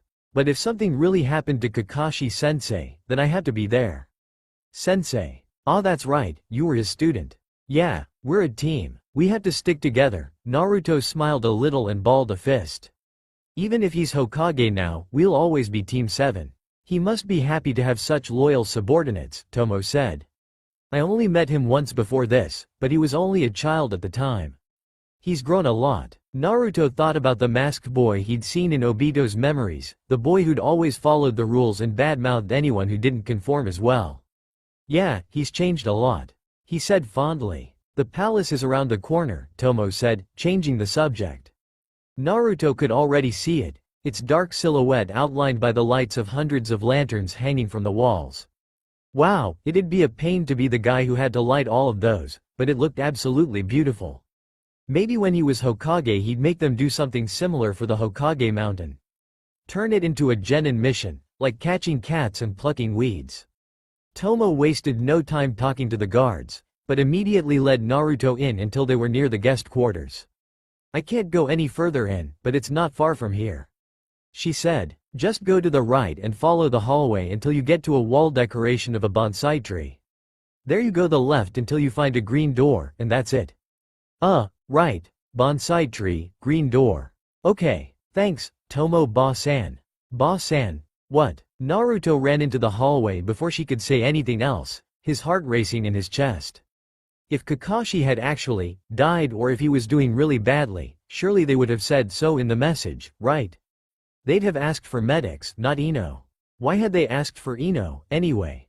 She was part of the torture and interrogation squad. Had they already caught the guy who'd done it? Naruto clenched his eyes shut. Too much thinking. It didn't make any sense. Who'd want to attack Kakashi anyway? And who could even get close enough to him to try? Kakashi was always on guard. Even when he looked relaxed, not even Naruto could sneak up on him. Doesn't make him immortal, kid. Kurama said. You should already know that, after pain did him in. Oh, shut up, he did not need reminders of that day, not now. I saved him back then, I can do it again. A chuckle. I don't doubt it, Kurama said. Naruto grinned. Come on old fox, I know you like Kakashi-sensei too, even if you won't admit it. We find him, kick some bad guy's ass, and go home safe. How about that? Sounds good to me, Naruto. Naruto spotted the bonsai tree decoration man. Couldn't she have told him it was incredibly ugly? And rounded the corner, only to run almost directly into Kakashi's back. Wah! Naruto narrowly avoided throwing himself face first into the red Rokudame symbols on Kakashi's back and landed clumsily on the ground. Naruto? What the hell are you doing here? A familiar voice said. Shikamaru? I could ask you the same thing. Naruto exclaimed. Shikamaru pinched the bridge of his nose. He always did that, for some reason. Because it's my mission to be here. Now why are you here? Because of Kakashi-sensei. I heard about the attack, I had to come see. He grabbed Kakashi by the shoulders and turned him around, inspecting him from up close. Ah Naruto, that's not. Naruto ignored Kurama. Kakashi-sensei had a habit of hiding injuries. The best way to check was to see for himself. Arms, legs, chest. Kakashi wasn't bleeding and all his limbs were still there. He didn't seem hurt at all. Relief crashed over Naruto like a wave, until… What? What the hell? Why would you say something so Sai-ish? Well, I did try to tell you. Sense his chakra, Naruto. Naruto did. Ah, he pointed at Kakashi. You're Sai. You're not Kakashi-sensei at all. Yamato Taiko seemed to come out of nowhere and clasped a hand over Naruto's mouth. If you say that any louder our ruse is up. Come on, let's go back to the room. He ordered Shikamaru and Sai, who nodded curtly and went through the hall. I'm sorry, Naruto. We'll explain when we get there, but right now I need you to be quiet. Kakashi Dono was attacked? A thin voice asked behind them. The ninjas whirled around to see a small man with a puffy face and large, stupid eyes, accompanied by a small blonde servant. But he looks just fine. Is that why you left to get some air earlier? Daimyo-sama, it's not what it looks like, Yamato Taiko tried, but the daimyo interrupted him. Oh no, attacked in my palace. The disgrace. Oh dear, we'll provide the best care possible, of course. Daimyo-sama, if you'll permit me, we'd like to keep this under wraps for now, Yamato Taiko said. He sounded a bit like he used to when he had to explain something to Naruto for the third time during training. Naruto was glad the tone wasn't aimed at him for once. The attack is a secret for now. Kakashi-senpai is alright, but if people find out about this there could be problems. Please, if you could return to your usual business and not tell anyone, we would be much obliged. The daimyo nodded quickly, his head bobbing up and down fast enough that his hat wobbled a little. Of course. A secret, yes, we must keep it a secret. He gave them a conspiratorial look. You can trust me, of course, Captain. And my trusted servant. The servant nodded slightly. Guards. The daimyo beckoned someone just out of Naruto's sight and a pair of guards appeared, both looking slightly flushed. You can take me to my rooms now, the daimyo said. Miho-chan has already gone, so I'd like to go now. Yes sir. The guards threw him a quick salute and then they disappeared as quickly as they'd arrived. This is bad, Shikamaru said. I wouldn't trust him to keep a secret if his life depended on it. At least it seems more likely that he wasn't behind it, Sai contributed. Although he wasn't really smart enough for that in the first place. I don't understand what's going on. Who attacked Kakashi-sensei? And where is he, anyway? Naruto said. Inside, I said. Yamato hissed. It's bad enough that the daimyo knows about it in the first place. We don't want anyone else knowing. He steered Naruto through the hallway until they spotted a green door. Someone was whistling on the other side, and when they opened it they found Genma, lounging on the bed. The sheets were rustled but Kakashi-sensei was nowhere to be seen. Sakura popped her head into the room from an adjacent room. Ah, you guys are back. Naruto? She hopped further into the room, brushing a strand of hair behind her ear. What are you doing here? Never mind that, what's going on? Naruto exclaimed. Where is Kakashi-sensei? Oh, he went to take a shower, Genma said. He sat up slowly. He was feeling a bit better, so he thought it'd be okay. Sakura crossed the room towards Naruto and gave him a relieved smile. I'm glad you're here, though. We could use some help. Long story short, Kakashi-sensei was poisoned during the official dinner a few hours ago. I managed to prevent lasting damage, but, well, we have no idea who administered it to his food. And worse yet, we don't have an antidote. She chewed on her lip. I placed a seal to halt the process, but I don't know how long it will hold. And when it breaks, she looked down. Naruto swallowed. Poison. That was horrible. Someone had tried to kill Kakashi-sensei in the most cowardly way possible. His mind conjured up an image of Kakashi bent over and coughing, but he pushed it away quickly. But you've got an antidote back home, right? Sakura shook her head. I've never seen anything like this poison. Not even Sasori's was like this. He's been in there for an awfully long time, though. Sakura trailed off. Next to them, Sai dropped his henge with a soft pop and rolled his shoulders. Now I've been Kakashi-sama twice in one day, he said.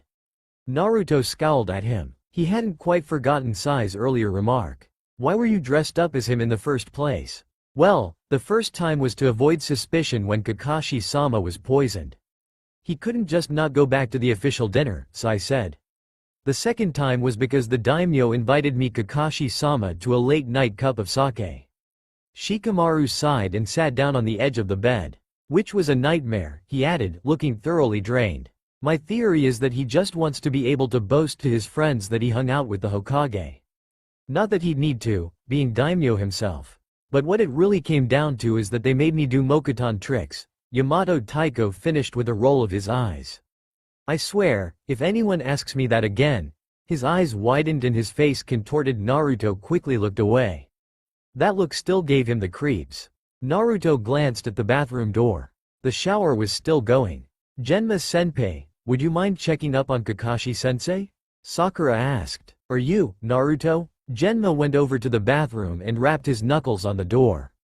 Oi, Kakashi? Are you alright in there? The only sound was of rushing water. Genma frowned and knocked again. Kakashi? Naruto's muscles tensed. What if the seal had already broken? Kid, use your chakra. The person in that room is. Naruto raised his hand in the ram seal just as Genma opened the door. The special Junin stuck his head around the corner. Kakashi. Wah. Naruto's chakra flared as he stretched his senses. It's a clone, Naruto concluded, a mere second before Genma pulled his head back and said, he's okay. There was a brief silence as they processed the two different messages, then they turned towards the bathroom as one. But then, where is the real one? Genma asked carefully. The clone's voice came from the bathroom. Well, would you look at the time? I really do need to be off now, bye. Naruto lunged towards the bathroom to stop the clone, but it had already disappeared before he could reach it.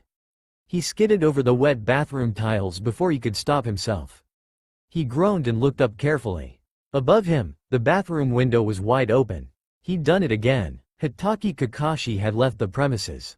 A few minutes run away from the official guest bedroom, Kakashi winced as his clone popped. Damn, he'd been discovered. By Naruto, of all people. Had Sai sent him a message too? Or had Naruto just pulled a Naruto, for lack of a better word, and found out somehow? That seemed like something he would do. The ventilation shaft he was in was narrow, but large enough for him to comfortably move around in. He frowned a little and sat back on his haunches to think. He should have told the clone to reply to Genma, but for some reason the clone hadn't been as stable as his usual cage buncheons. Well, not really for some reason. He knew perfectly well why. His hand hovered over his stomach for a moment, before quickly moving it away again. He still felt a bit queasy from eating the nutrients bar almost an hour ago now, and he suspected the feeling wasn't going to go away. Not unless Sakura found an antidote, anyway. Which only confirmed that his time was limited. And if he really did have a few hours or days left at most, he was not willing to spend it sitting in the daimyo's guest bedroom like an invalid. His legs and arms were still strong, his head was clear, there was no reason not to participate in the investigation. Well, except perhaps that he was the target. But in that case, getting away from his team just meant there was less of a risk to their safety. He shook his head. They wouldn't agree with that.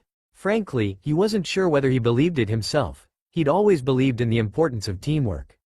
But he just had to get out of that room. Away from the fearful looks. Back to the matter at hand. Kakashi shifted quietly, glad he'd gone through the effort of dressing in his uniform pants and shirt again. Once on his hands and feet he began to crawl through the ducts.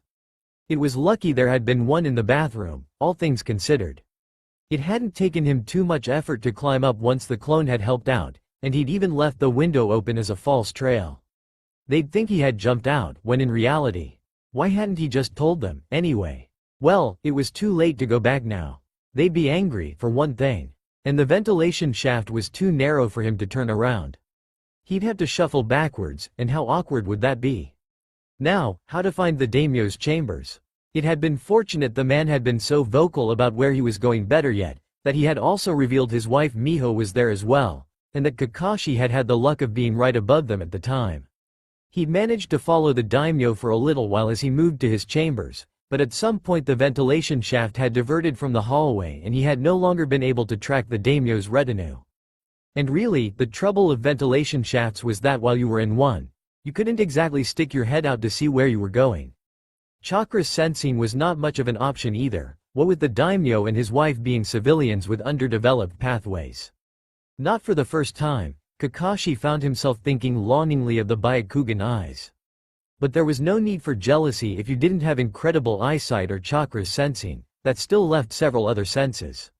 Smell it is, Kakashi muttered, pulling a kunai from his left boot and cutting his thumb open.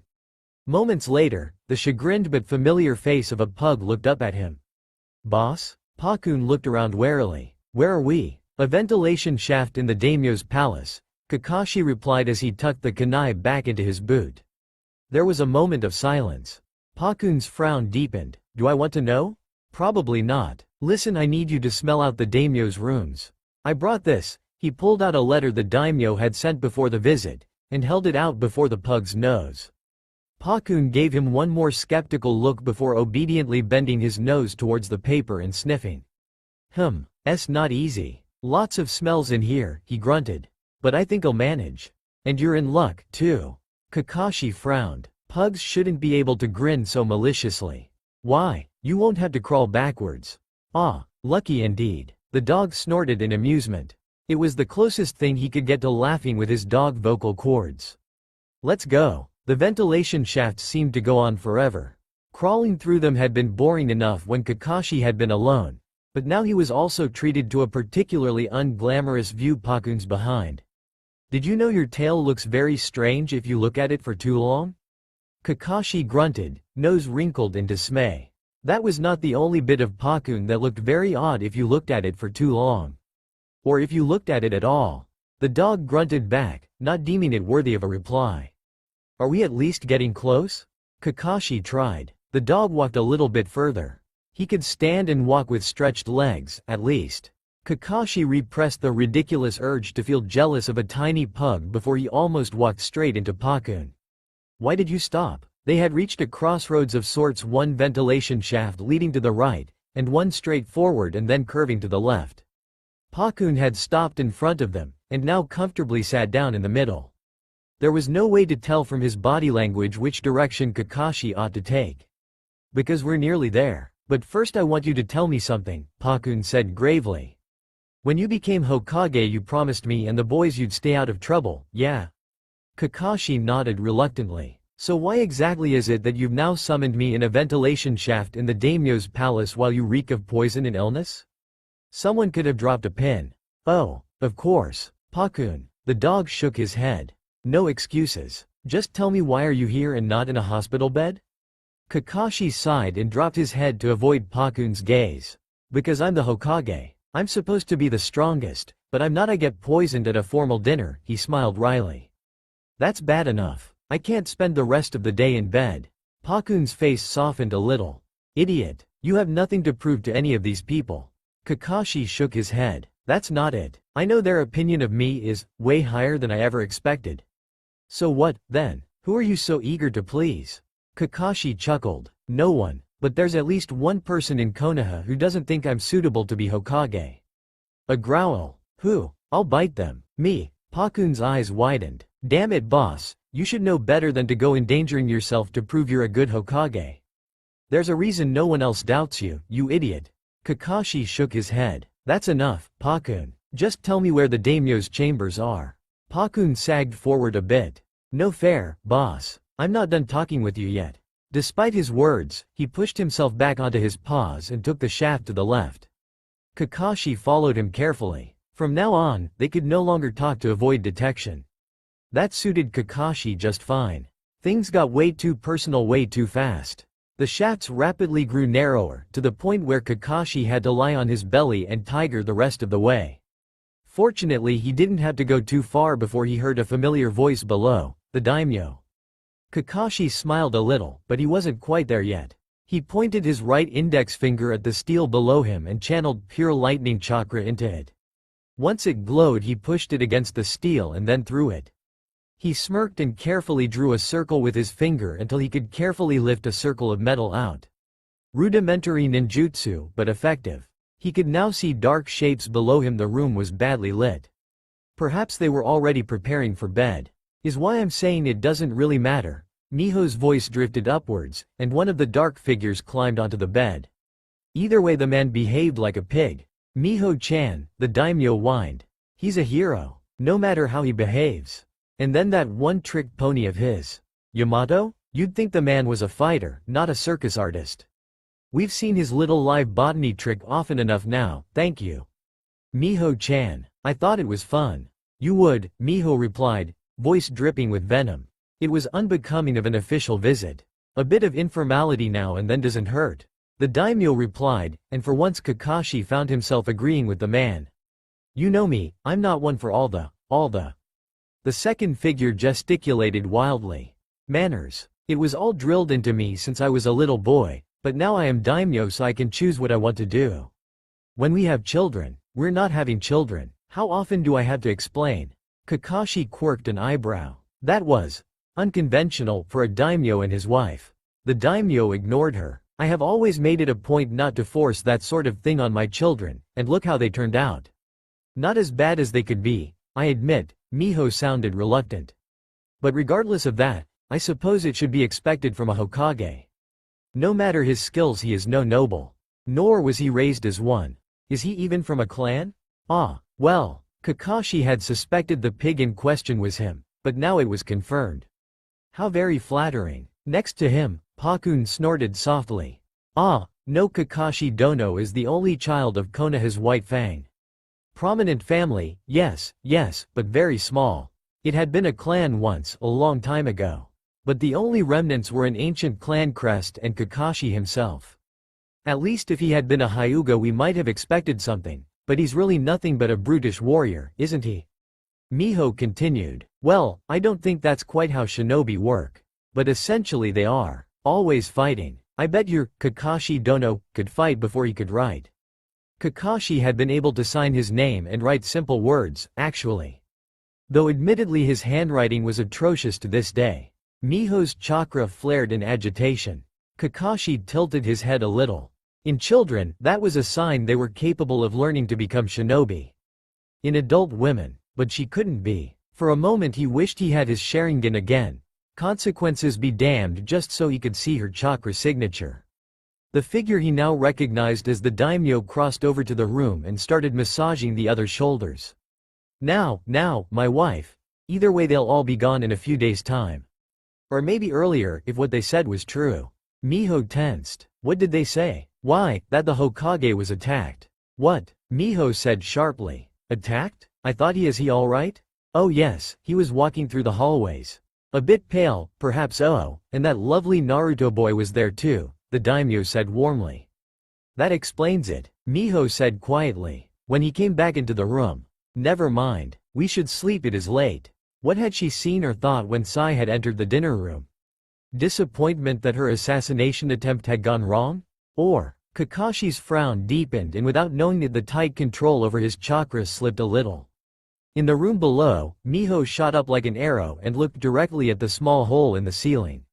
And so Konohagakure's Honorable 6th Hokage, former Anbu captain and general of the 3rd Division of the Allied Shinobi Armies, found himself forced to back shuffle through the ventilation shafts. It was, in short, the singularly most embarrassing thing he had had to do since reading Icha Icha tactics out loud in front of other people. Yet when one discovers the daimyo's wife is, in fact, a kunoichi, what choice does one have? Kakashi had instantly recognized the chakra spike for what it was. Only trained shinobi could do that, because civilians didn't generally have enough chakra to spike in the first place, and even if they had, they wouldn't have known how to. There was the occasional occurrence of a child in a civilian district melting the knobs of a stove or blowing the laundry off of the lines, or other such incidents depending on their chakra nature. But children like it were closely monitored and usually brought into the fold of a shinobi village. Meaning, Miho had to be from one of the ninja villages. Not Konoha or Kakashi would have known about it. And if it was one of the major villages? What did that mean? A Kumogakure Junin sent to spy on the Fire Country's daimyo. The back of Kakashi's shirt snagged on a protruding nail as he awkwardly shuffled backwards. He hissed under his breath and had to free himself before continuing. It would be even more embarrassing if he came out with a tear in his shirt. He crawled on, hoping the T-split he'd used earlier wouldn't be too far off. He might be able to risk turning around if he made use of the extra room there. It would certainly be a lot more comfortable than shuffling around on his belly. Told you it was a bad idea, Pakun said, as softly as he could. But I don't think that lady is following us. Who is she, anyway? Kakashi shook his head. Later. First we should return to the room. I have another job for Ino when she gets here. Ino? Yamanaka Ino? Kakashi, what is going on? Not the time, Pakun. Not the time, Kakashi grimaced as he wormed his body around another corner. He hissed as he banged his knee against the metal. Pakun snorted suddenly. When Kakashi looked up, the pug's face was contorted in amusement. I don't know why I bother being surprised, boss. You've always had a certain knack for getting into trouble, even as a pup. Your old man was always complaining about it. He shook his head.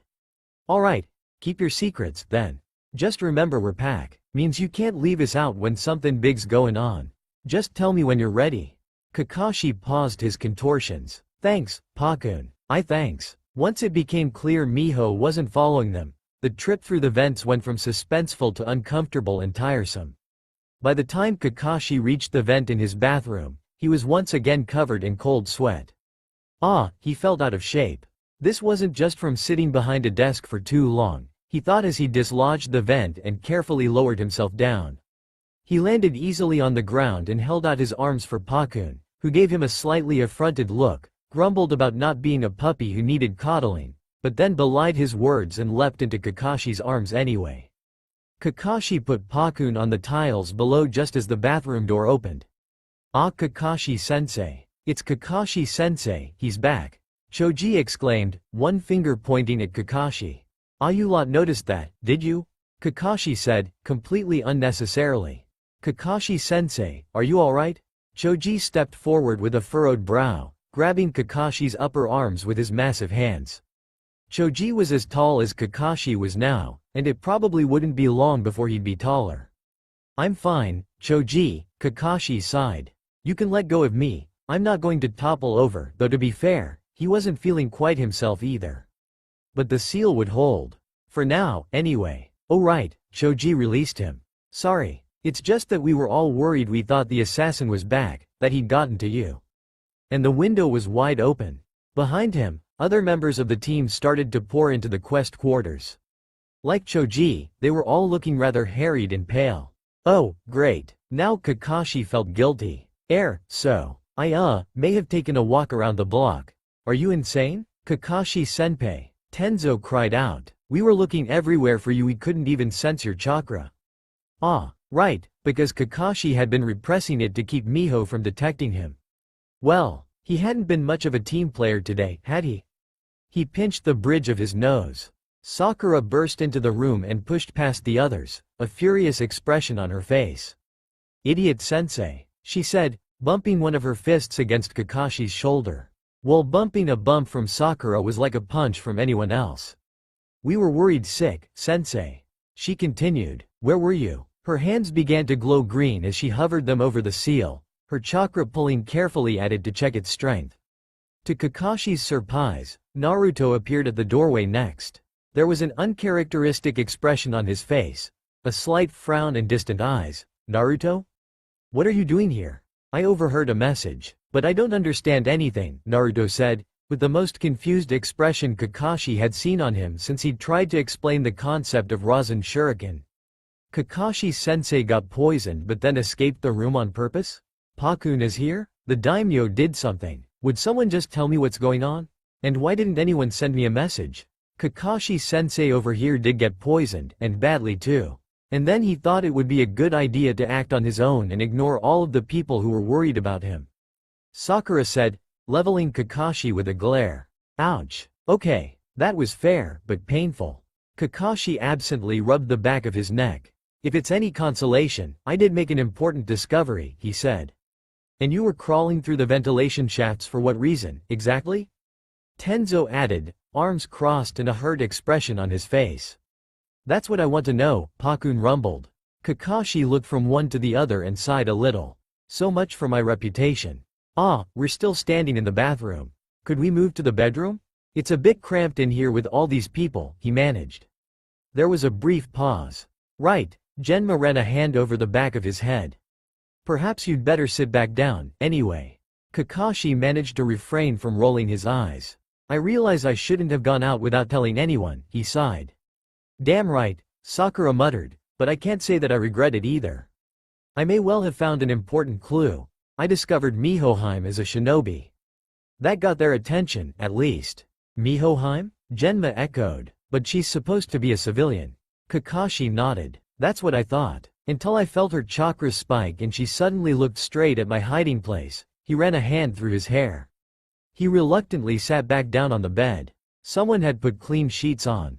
That was something. Sakura sat down next to him and held her hands against his chest, pouring chakra into him for diagnosis. You don't seem to have gotten any worse, she said under her breath, her brow furrowing. I don't understand, Naruto said again, but the anger had left him and he just sounded sad and defeated. Kakashi sighed. There was an attempt on my life.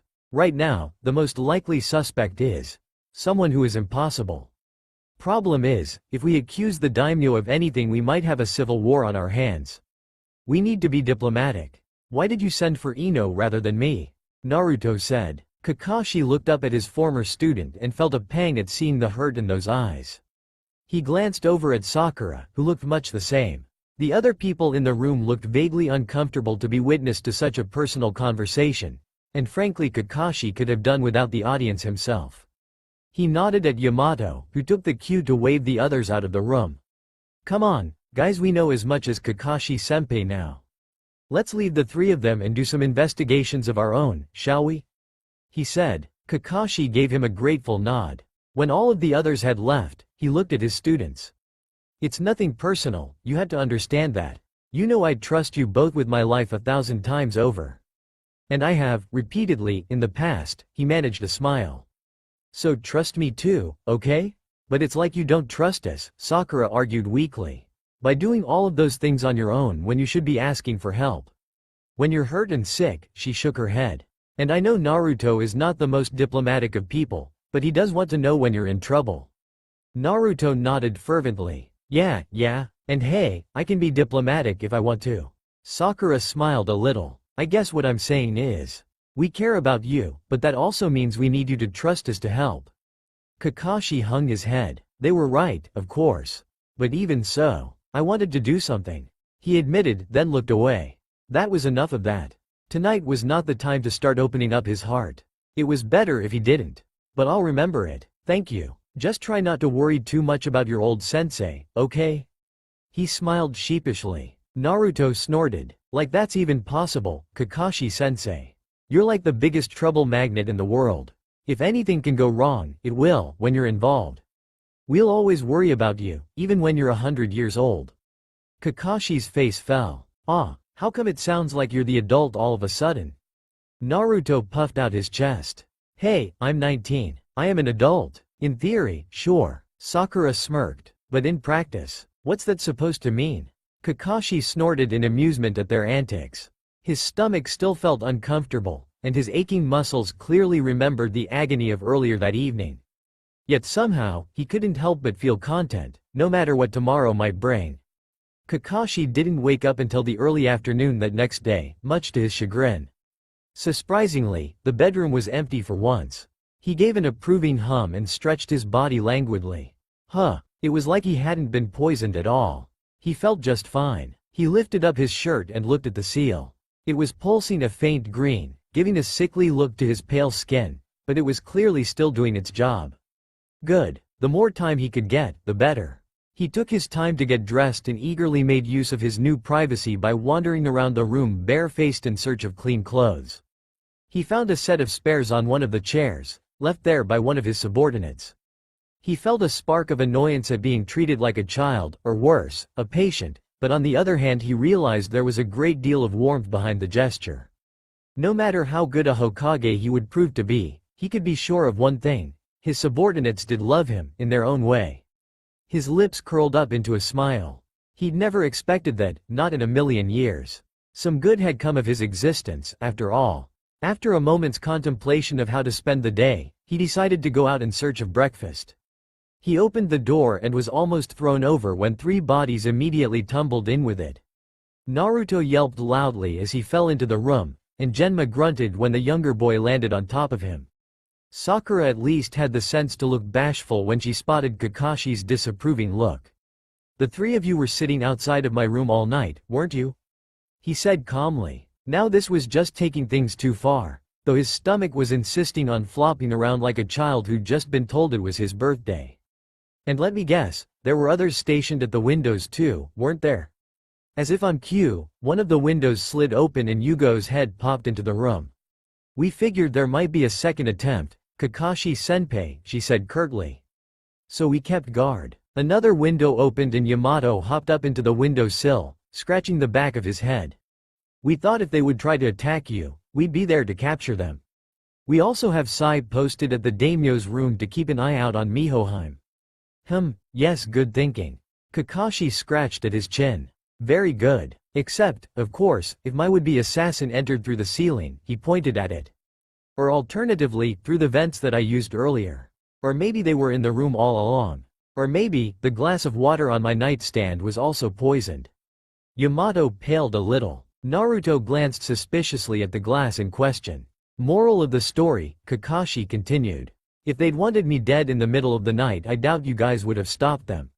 And then they would have run into my most loyal protector, me." He pointed at himself. "Basically, you're all being completely, ridiculously overprotective. Whoever it was used poison. I doubt they're suddenly going to change tactics and go for a full frontal assault if they didn't dare to do so in the first place."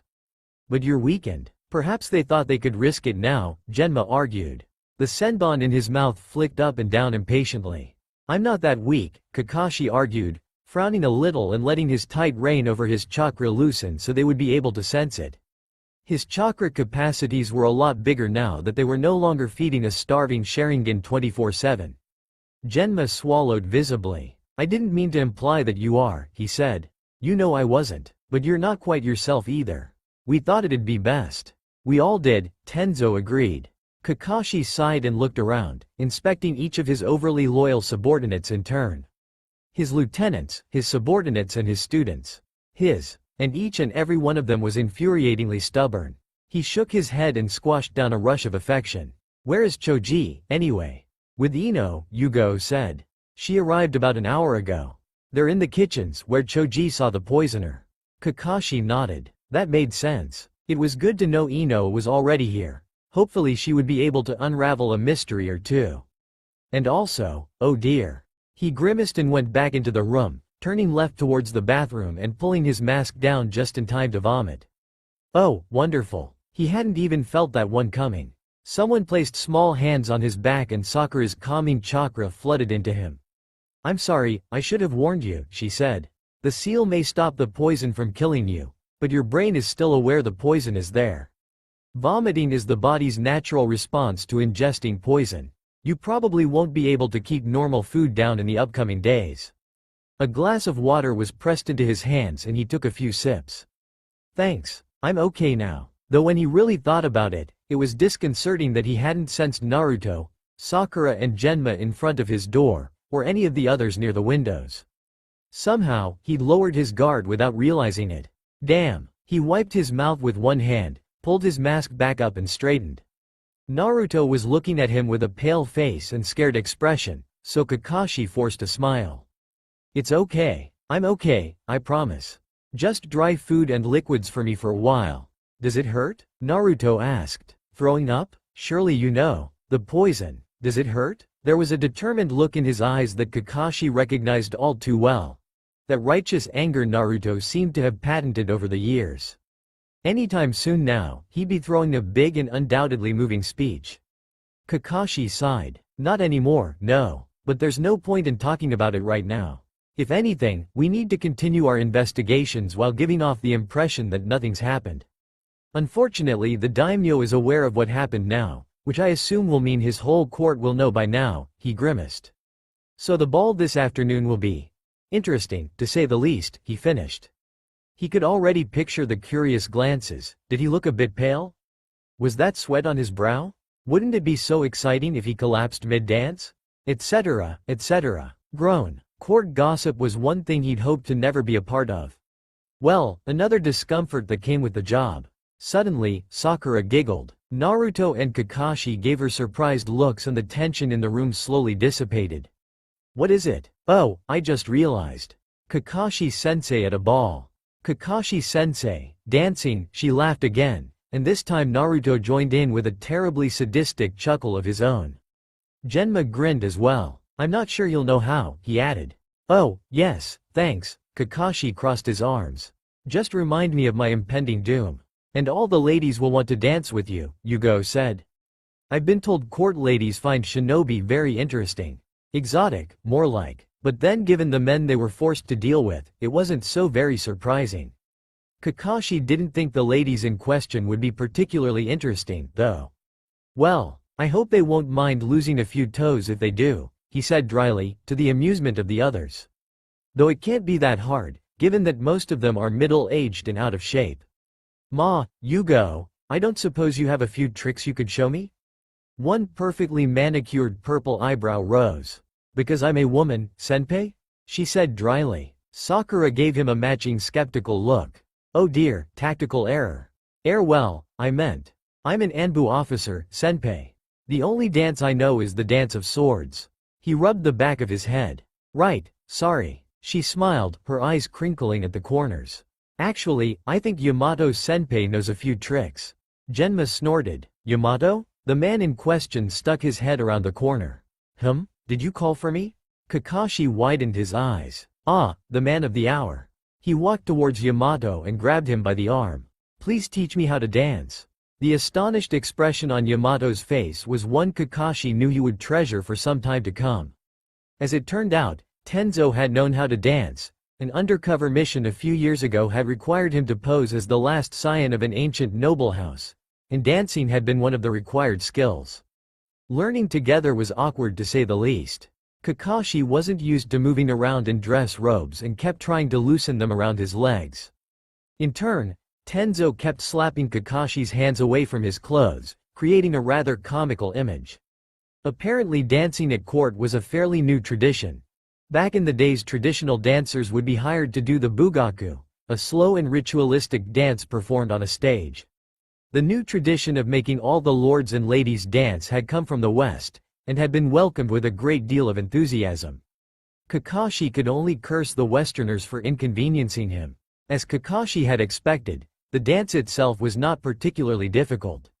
It didn't exactly require a lot of agility or stamina to sway in place while holding someone else's hand. All one truly needed was a sense of timing, and Kakashi had always had that. With that in mind, it was not unlike performing particularly simple katas. And it didn't hurt that his stomach hadn't bothered him at all. After about an hour of practicing, Tenzo ushered him into the bathroom. After a quick shower, he once again wormed his way into the dreaded dress robes, a new set. Fortunately, it wouldn't do to smell of poisoned person at times like these, and headed off to the dance hall, where the festivities would be taking place. Like before, Tenzo and Shikamaru accompanied him while Genma, Yugo, Sai and Sakura were on standby and Naruto was sent to aid Choji and Ino. Ah, tiny comforts. Tenzo and Shikamaru looked every bit as uncomfortable in their formal dress as he did. Well, at least he looked good. The white fabric was set off with red and black, providing stark contrast and a kind of look he could appreciate. If there had been frills, he probably would have hidden in a closet somewhere instead of showing up at the dance. As they neared the dance hall's large doors, they could see people were already filtering in. The majority of them were couples of varying ages, all dressed splendidly but moving without the grace and ease of a trained shinobi. Kakashi hadn't been amongst civilians for so long. Not proper ones, anyway. The ones in Konoha were used to shinobi and had learned to maneuver around them. These people were like a different species altogether. They didn't pay him or his party much mind when he neared the doors, but one of the guards spotted him and, much to Kakashi's dread, bellowed.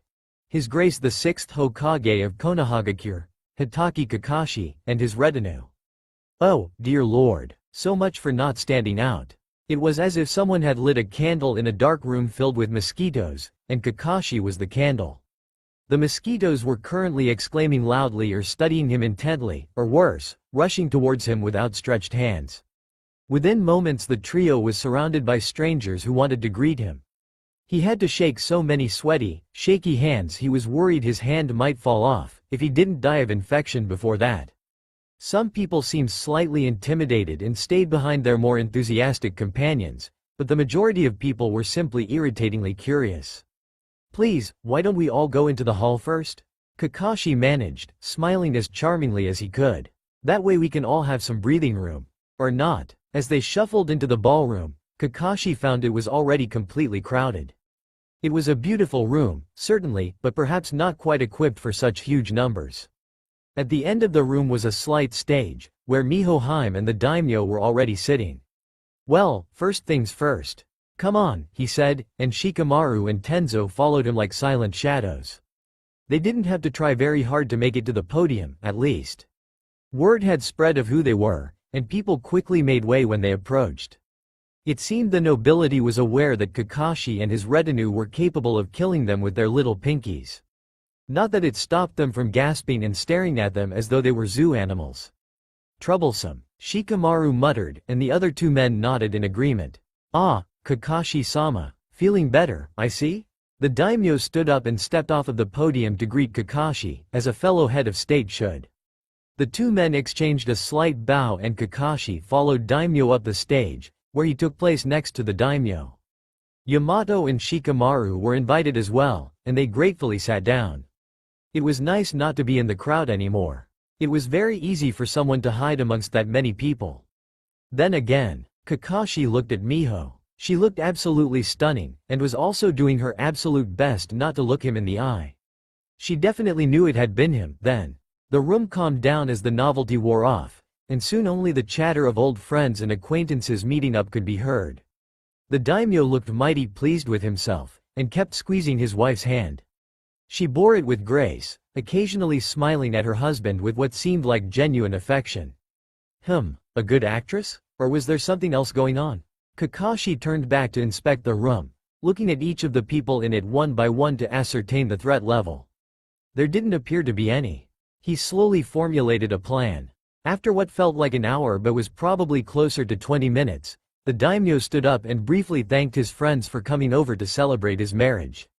After a few more choice words, he waved his arms and the lords and ladies cleared the center of the room as if by magic. I would dance myself, but I'm afraid my gout will not allow it. The daimyo smiled a little. But I do hope you will all enjoy yourselves. In one corner of the room, a few musicians began to play a cheerful song. One particularly brave young lady pulled her lover with her and began to dance, and it wasn't long before other couples joined her.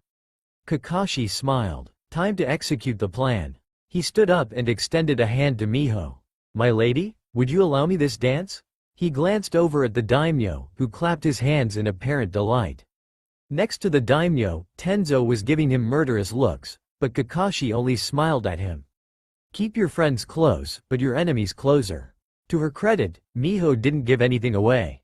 Her expression was just as stoic as before when she took his hand. Her fingers were cool and soft, but he felt the ridge of scar tissue on one of her index fingers. Typical injury for a child learning how to use a kunai. Together they walked to the dance floor, where people once again made room for them. In the midst of the ballroom with other couples whirling around them, it was surprisingly calm. Like the eye of a storm, Kakashi thought, except with less wind. Miho placed a hand on his waist and he did the same to her, before clasping their other hands together and joining in on the dance. From the corner of his eye he saw Tenzo had also come down to the dance floor and had nervously asked a young woman to dance with him. Kakashi had no doubt Tenzo would have stayed up on the stage if he'd thought he could have protected Kakashi as effectively from over there. He focused on Miho again, peering into her dark eyes and looking for any signs. "I wasn't aware Kunoichi were in the business of marrying daimyo these days," he said, keeping his tone down so only she would be able to hear it. Her fingers tightened a little around his. "I wasn't aware Hokages went sneaking around their hosts' homes at night." I had a mystery to solve," Kakashi said non-committally. "But you haven't answered my question. Why him? Is it for a mission? Would you believe me if I said it wasn't?" "No," he smiled and nodded at a passing couple. "I would not." A slight frown marred her features. "Are you always looking for mysteries to solve, Hokage-sama?" "Not as a rule, no. But when I find my food's been tampered with and my daimyo has married an unidentified ninja, then yes." She laughed softly. "I see. So where are you from? Kusagakure? I can't see any of the major villages doing this." Another laugh. "If you know I'm a Kunoichi, you should also know I will not answer you." They turned again and Kakashi saw another man coming towards them, a grin on his face as he looked at Miho. Kakashi frowned. "Too soon. What are your intentions? Do you want to kill him, too?" She laughed again. "He is my husband. Why would I want to?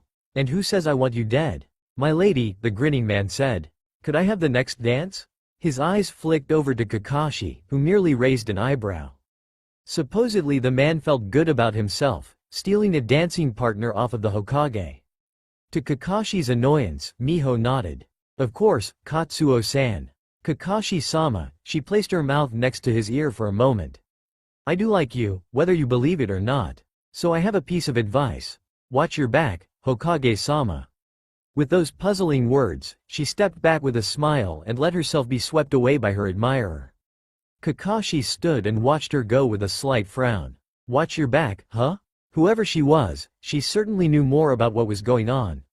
The rest of the afternoon was about as dull as he had expected.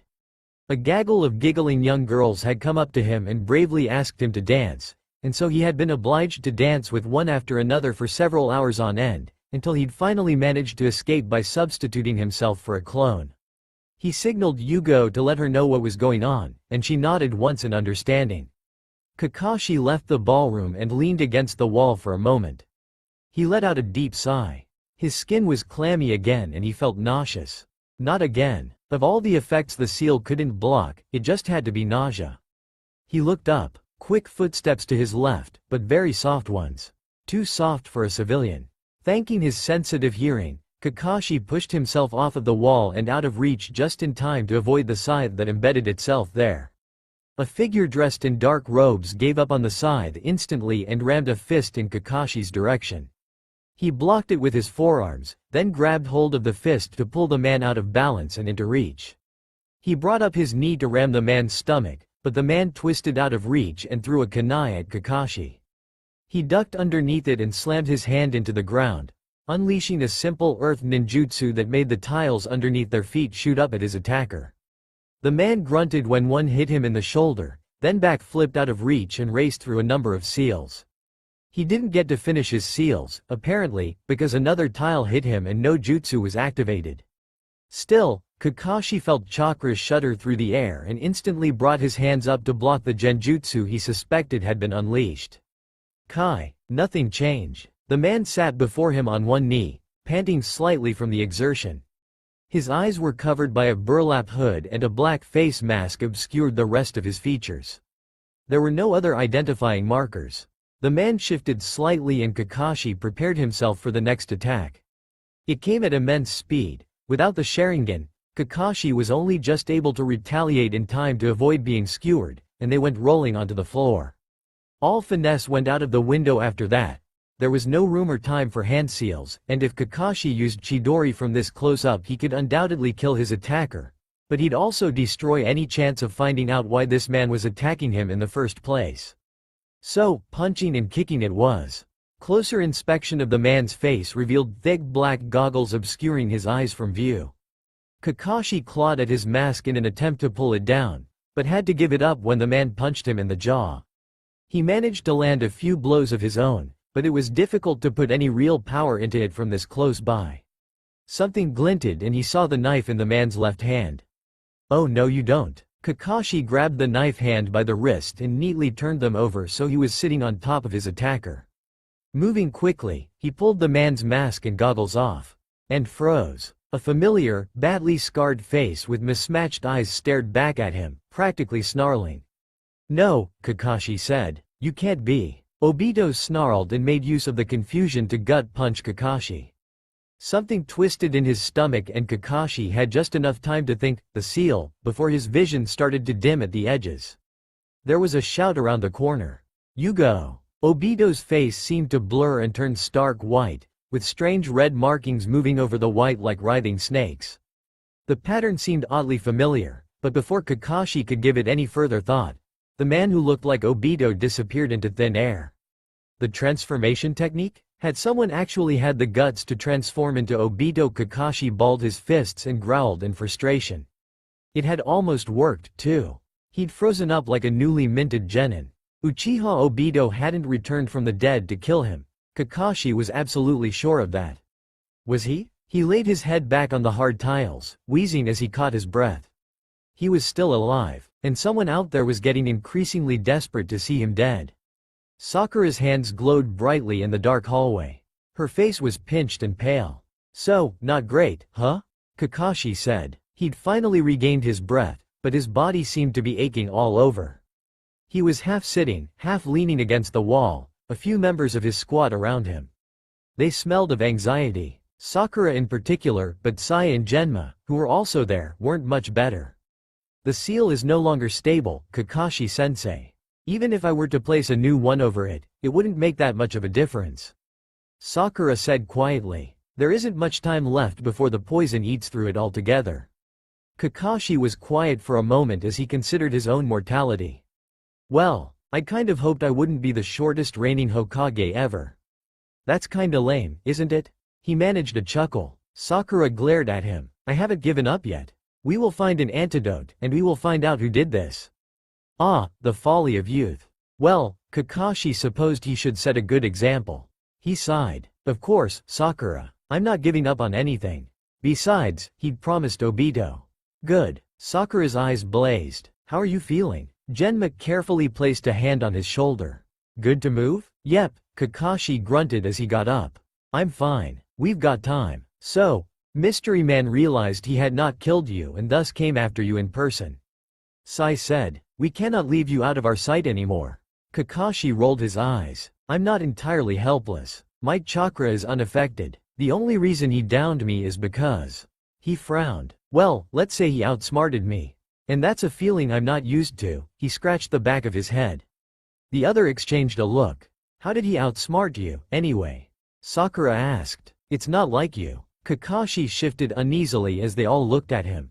He was fortunate enough to be surrounded by a group of people who knew him. Not all of them knew him particularly well, but well enough to see him with a healthy dose of reality. None of that Hokage worship some of his subordinates possessed. Unfortunately, that made it all the more painful when Kakashi had to disappoint them. He made himself look like Obito," he admitted reluctantly. "Threw me off guard, but I'd have managed even if you hadn't shown up." Probably, anyway. He didn't want them to know just how much it had shocked him.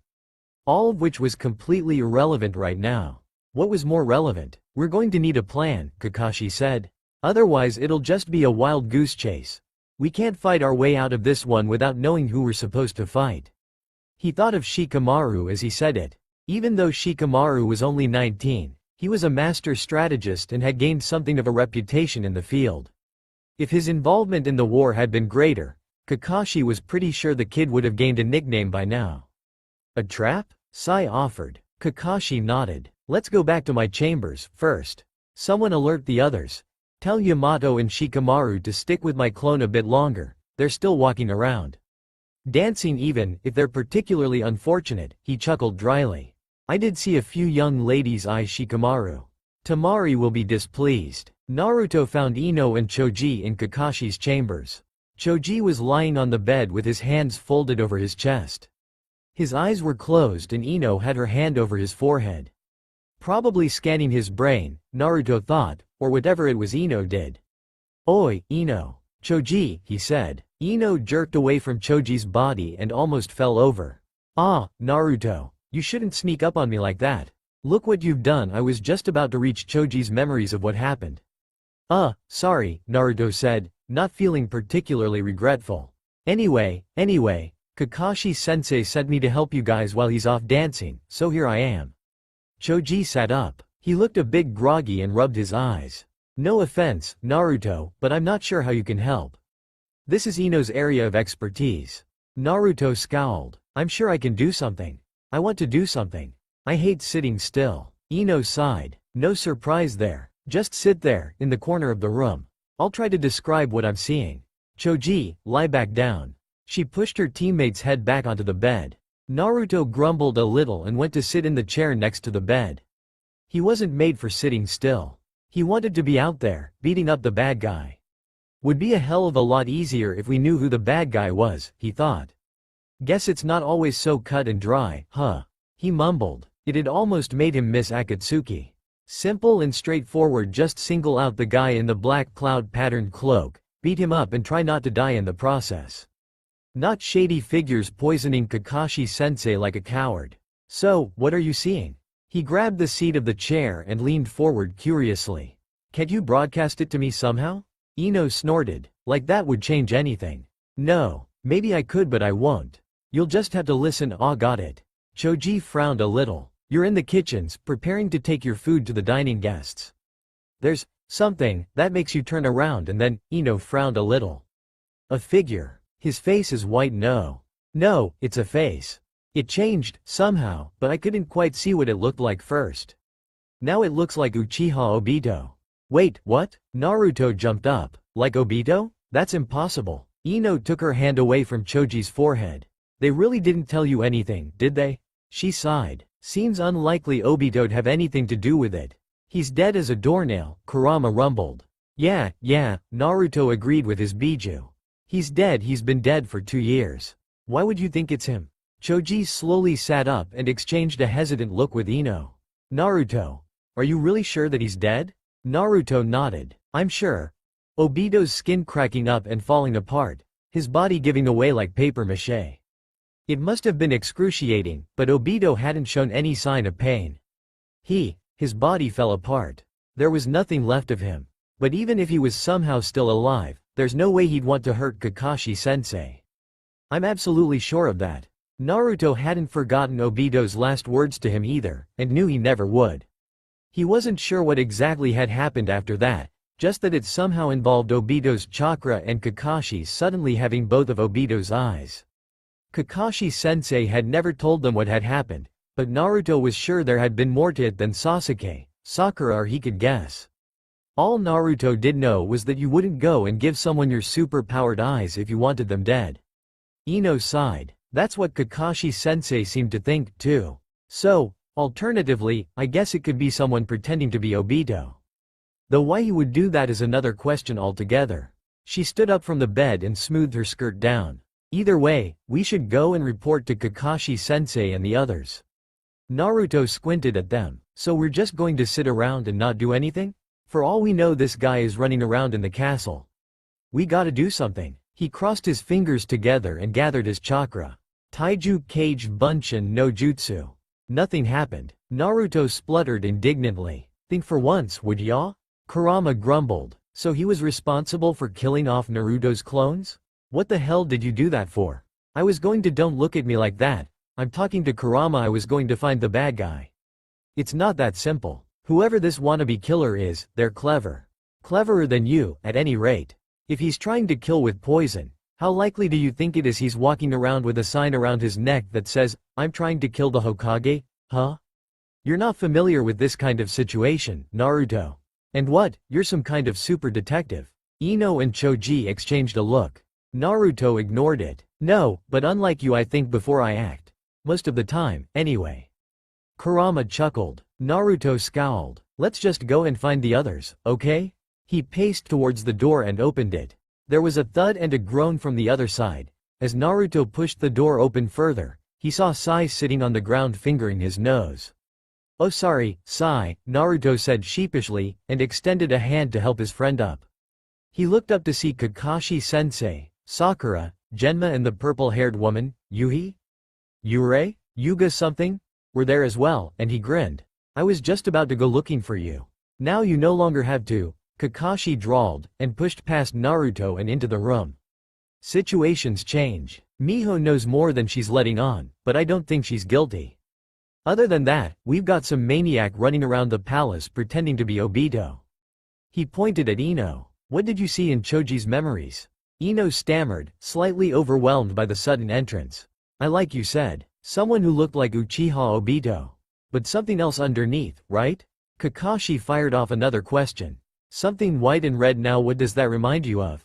Face paint, Ino offered hesitantly. An Anbu mask, Sai said. Yes, Kakashi pointed at Sai. Exactly what I was thinking.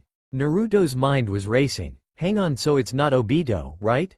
'Cause he wouldn't, and he's dead, so he can't. Kakashi nodded and turned towards Naruto with blazing eyes. You knew him better than anyone else in this room, except for me. You agree that he wouldn't? Yeah, of course he wouldn't. You were his friend, even in the end. Naruto managed. Kakashi-sensei seemed off. He was never this present, this energetic. He's on full alert, kid. Someone's tried to kill him twice, and he's still got poison flowing through him. Kurama offered. Adrenaline does crazy things to a man. Kakashi smiled, unaware of Naruto's internal dialogue.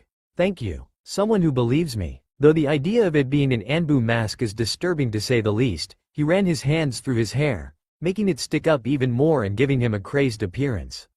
I'm pretty sure Anbu is loyal to me. No, I'm absolutely sure. So, another illusion? Genma offered. To throw you off of his track again. It seems likely, but why? Just making me see Obito would be enough. A costume, then? Used by a mediocre genjutsu user.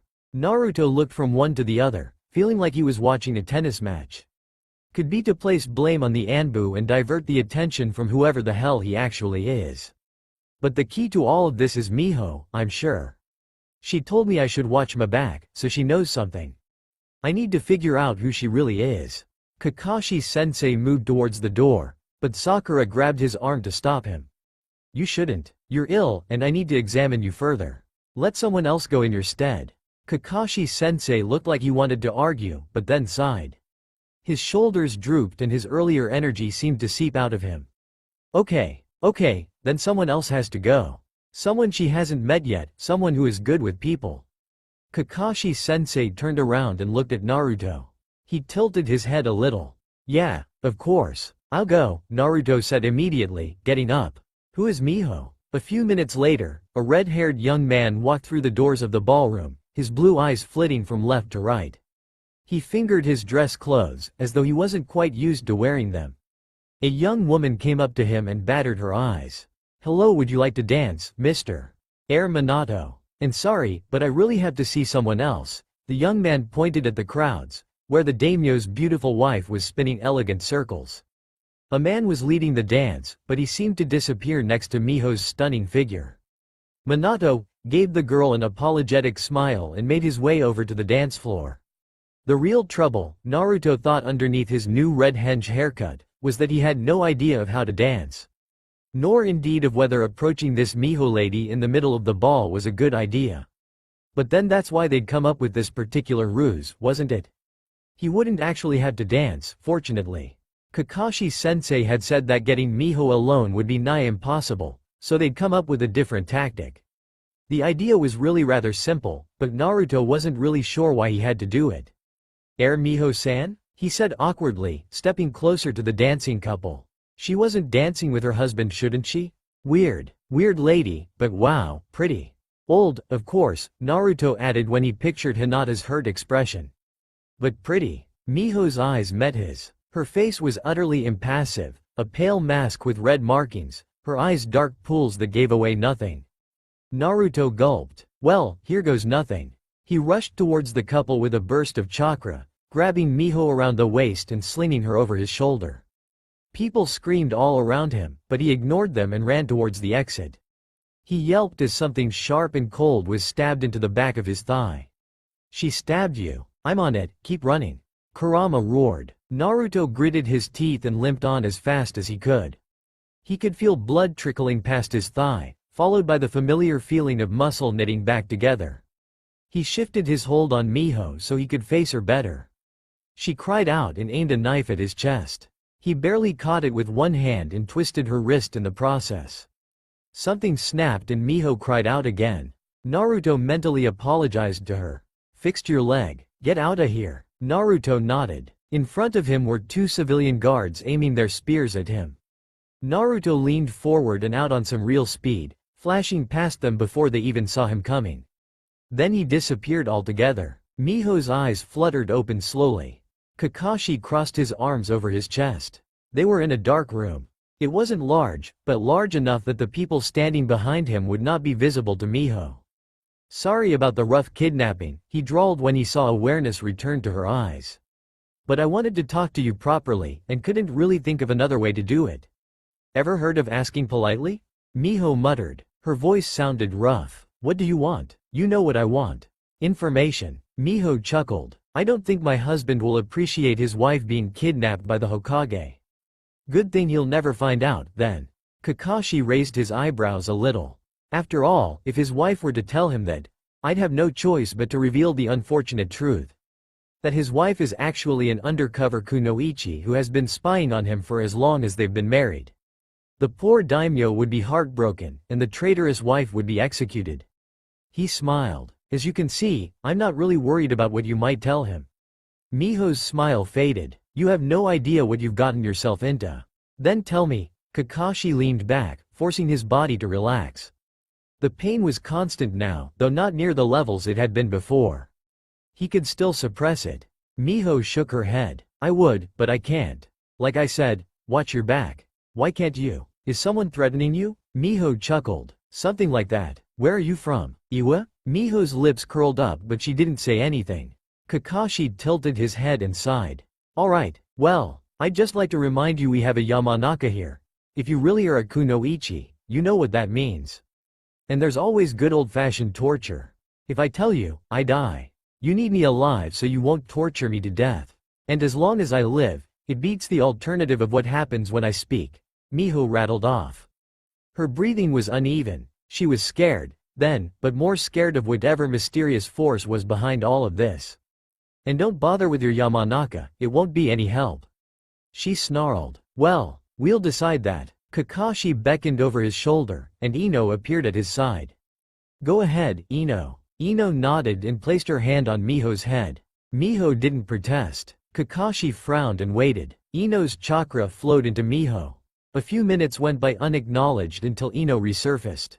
"There's a huge block in her mind," she said. "It's a seal of sorts, but I've never seen anything like it. Either way, I can't get past it." "Told you," Miho mumbled. "I know things, yes, but it's not the info you really want, I promise." "Then tell me what you do know." Kakashi leaned forward and looked her in the eyes. "Who wants me dead? And why?" "I'm not involved." Something vulnerable crept into Miho's voice. "I swear I'm not, but I know who it is. Or strongly suspect who it is, anyway. I haven't had any dealings with them since before my marriage."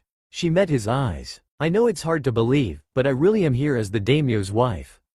I was planted here, yes, but that was a long time ago, and the person who sent me here is long dead.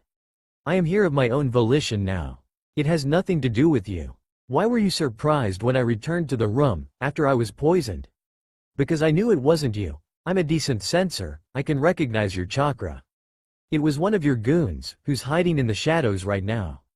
And that's how you knew I was above your room yesterday. Yes, you dropped your guard. And your chakra is all over the place anyway, your control isn't great. That's because you lost that eye, isn't it?" "I've heard the stories." Kakashi leaned back again. It was true he wasn't quite used to dealing with as much chakra as he had these days, but he hardly thought his control was bad. It wasn't as if he had Naruto-level chakra capacities either. It was just more than he was used to, and if he didn't quite suppress it as much as he should sometimes, well, it was easily explained. Even so, most shinobi wouldn't be able to tell the difference. Any chakra presence of Junin level or above was equally oppressive and overwhelming to your average Chunin level shinobi. They could rarely distinguish. "You're a good sensor, not just a decent one." And you had a knife on you when you were taken. Naruto complained about it. Naruto? I was kidnapped by the savior of our world? Miho said mockingly. Oh, wonderful. I should have known from that bizarre chakra he was sporting. You're a high-ranking shinobi. I'd say close to Junin level. Tokubetsu? Close, but not quite. I told you, I can't tell you anything else, even if I wanted to. That block on my memory?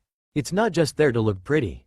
I'm guessing it will kill you if you talk, correct? Yes. Ah. Anbu did fit the pattern, but Kakashi knew each of his operatives personally and trusted them with his life. All remaining Anbu root members had been assimilated by Anbu if they were deemed trustworthy enough, and imprisoned if they were not. It was a red herring. So whoever sent you anticipated that you might be interrogated. This was a mission, he stated. To marry the daimyo, yes, to kill you? No, I'm not saying he liked you, but he didn't think he had to kill you either. Not back then, anyway. And now he's dead, so he can't be behind it. Tricky. Someone who knew him, though, chances were that meant Kakashi knew this mysterious he, too. Except that he was dead, so what was the point? Who is this he know? Don't tell me. The seal is blocking that, too. Kakashi narrowed his eyes a little. Miho smiled. Bingo. Kakashi slowly stood up. So, basically, I won't get anything out of you. He sighed. Well, I guess I'd better let you go, then. Kakashi-sensei, you can't. I can, and I will. Ino, help me with these ropes. We're going to make a triumphant return with the poor kidnapped bride and get some goodwill in the process. He smiled at Miho and lifted her over her shoulder without another word. Miho shouted several muffled profanities into his back, but he ignored her. As expected, the Konoha shinobi were celebrated as the heroes of the day after they saved Miho from her kidnappers. The daimyo in particular was pathetically grateful and completely oblivious to Miho's badly hidden annoyance. Kakashi managed to sneak away from the party after a few minutes. This time, he was accompanied by both his students and Tenzo. Tenzo was a bundle of nervous energy, and it wasn't hard to predict that he'd blow up in the face of whoever talked to him first. Kakashi sighed and distracted himself by stretching out his senses. He felt Yugo above them, and Sai a little bit behind. Faithful shadows keeping him safe from the unknown threat. For the first time, he actually felt slightly comforted by the extra protection. He wasn't sure he had the energy to protect himself. Once they were alone, Kakashi felt free to speak again. I was hoping we'd get more answers out of Miho, but frankly all we've done is raise more questions. He lamented. At his side, Sakura looked thoughtful. What's on your mind? Kakashi asked. Well, if they were using Obito's appearance to distract you, doesn't that mean they know you? Like, well enough to know he could distract you? She asked. Tenzo nodded. His shoulders were raised awkwardly, another clear sign of his agitation. It seems a lot like a personal vendetta. Can you think of anyone who'd want to hurt you? Good thinking, Kakashi sighed again. His skull felt as if someone had stuffed it with cotton instead of a brain. Maybe it had been scooped out along with his sense of dignity when he'd learned how to dance earlier that day. Well, probably not, but it didn't make thinking any easier. He really wanted to curl up in bed with a good book in his hands. Icha tactics, for example, or paradise for old time's sake. I can't really think of anyone in specific, off the top of my head.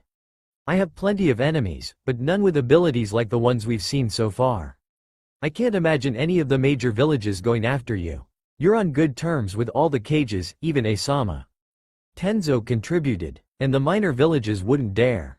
So, I think Sakura is right. It is personal. Well, at least we can rule out the daimyo from the list of suspects, Kakashi said. They turned a corner and the smell of people and food finally became a bit less obtrusive. The others probably couldn't smell the party at all at this point. So, what do we do? Sakura said. Kakashi ran a hand through his hair. We go home. If this person really wants me dead, they won't stop trying until I'm 6 feet underground. At least in Konoha we can properly defend ourselves and even set up a trap for them. I hope. Not to mention we can get you into the hospital, Sakura added primly. Kakashi groaned and pouted at her. Do I have to go to the hospital? Only if you don't want to die, sensei. Death might be preferable to intrusive nurses. They always line up when it's time for sponge baths. How many times do I have to tell them I can do that myself? Naruto chuckled. Sakura gave him an unimpressed look. Tenzo just rolled his eyes. Well, at least someone laughed at his joke. If the constant burning in his limbs and torso was anything to go by, Kakashi wouldn't have much to laugh about anymore in the days to come. That's all for now. If you enjoy, then please like, share and do comments.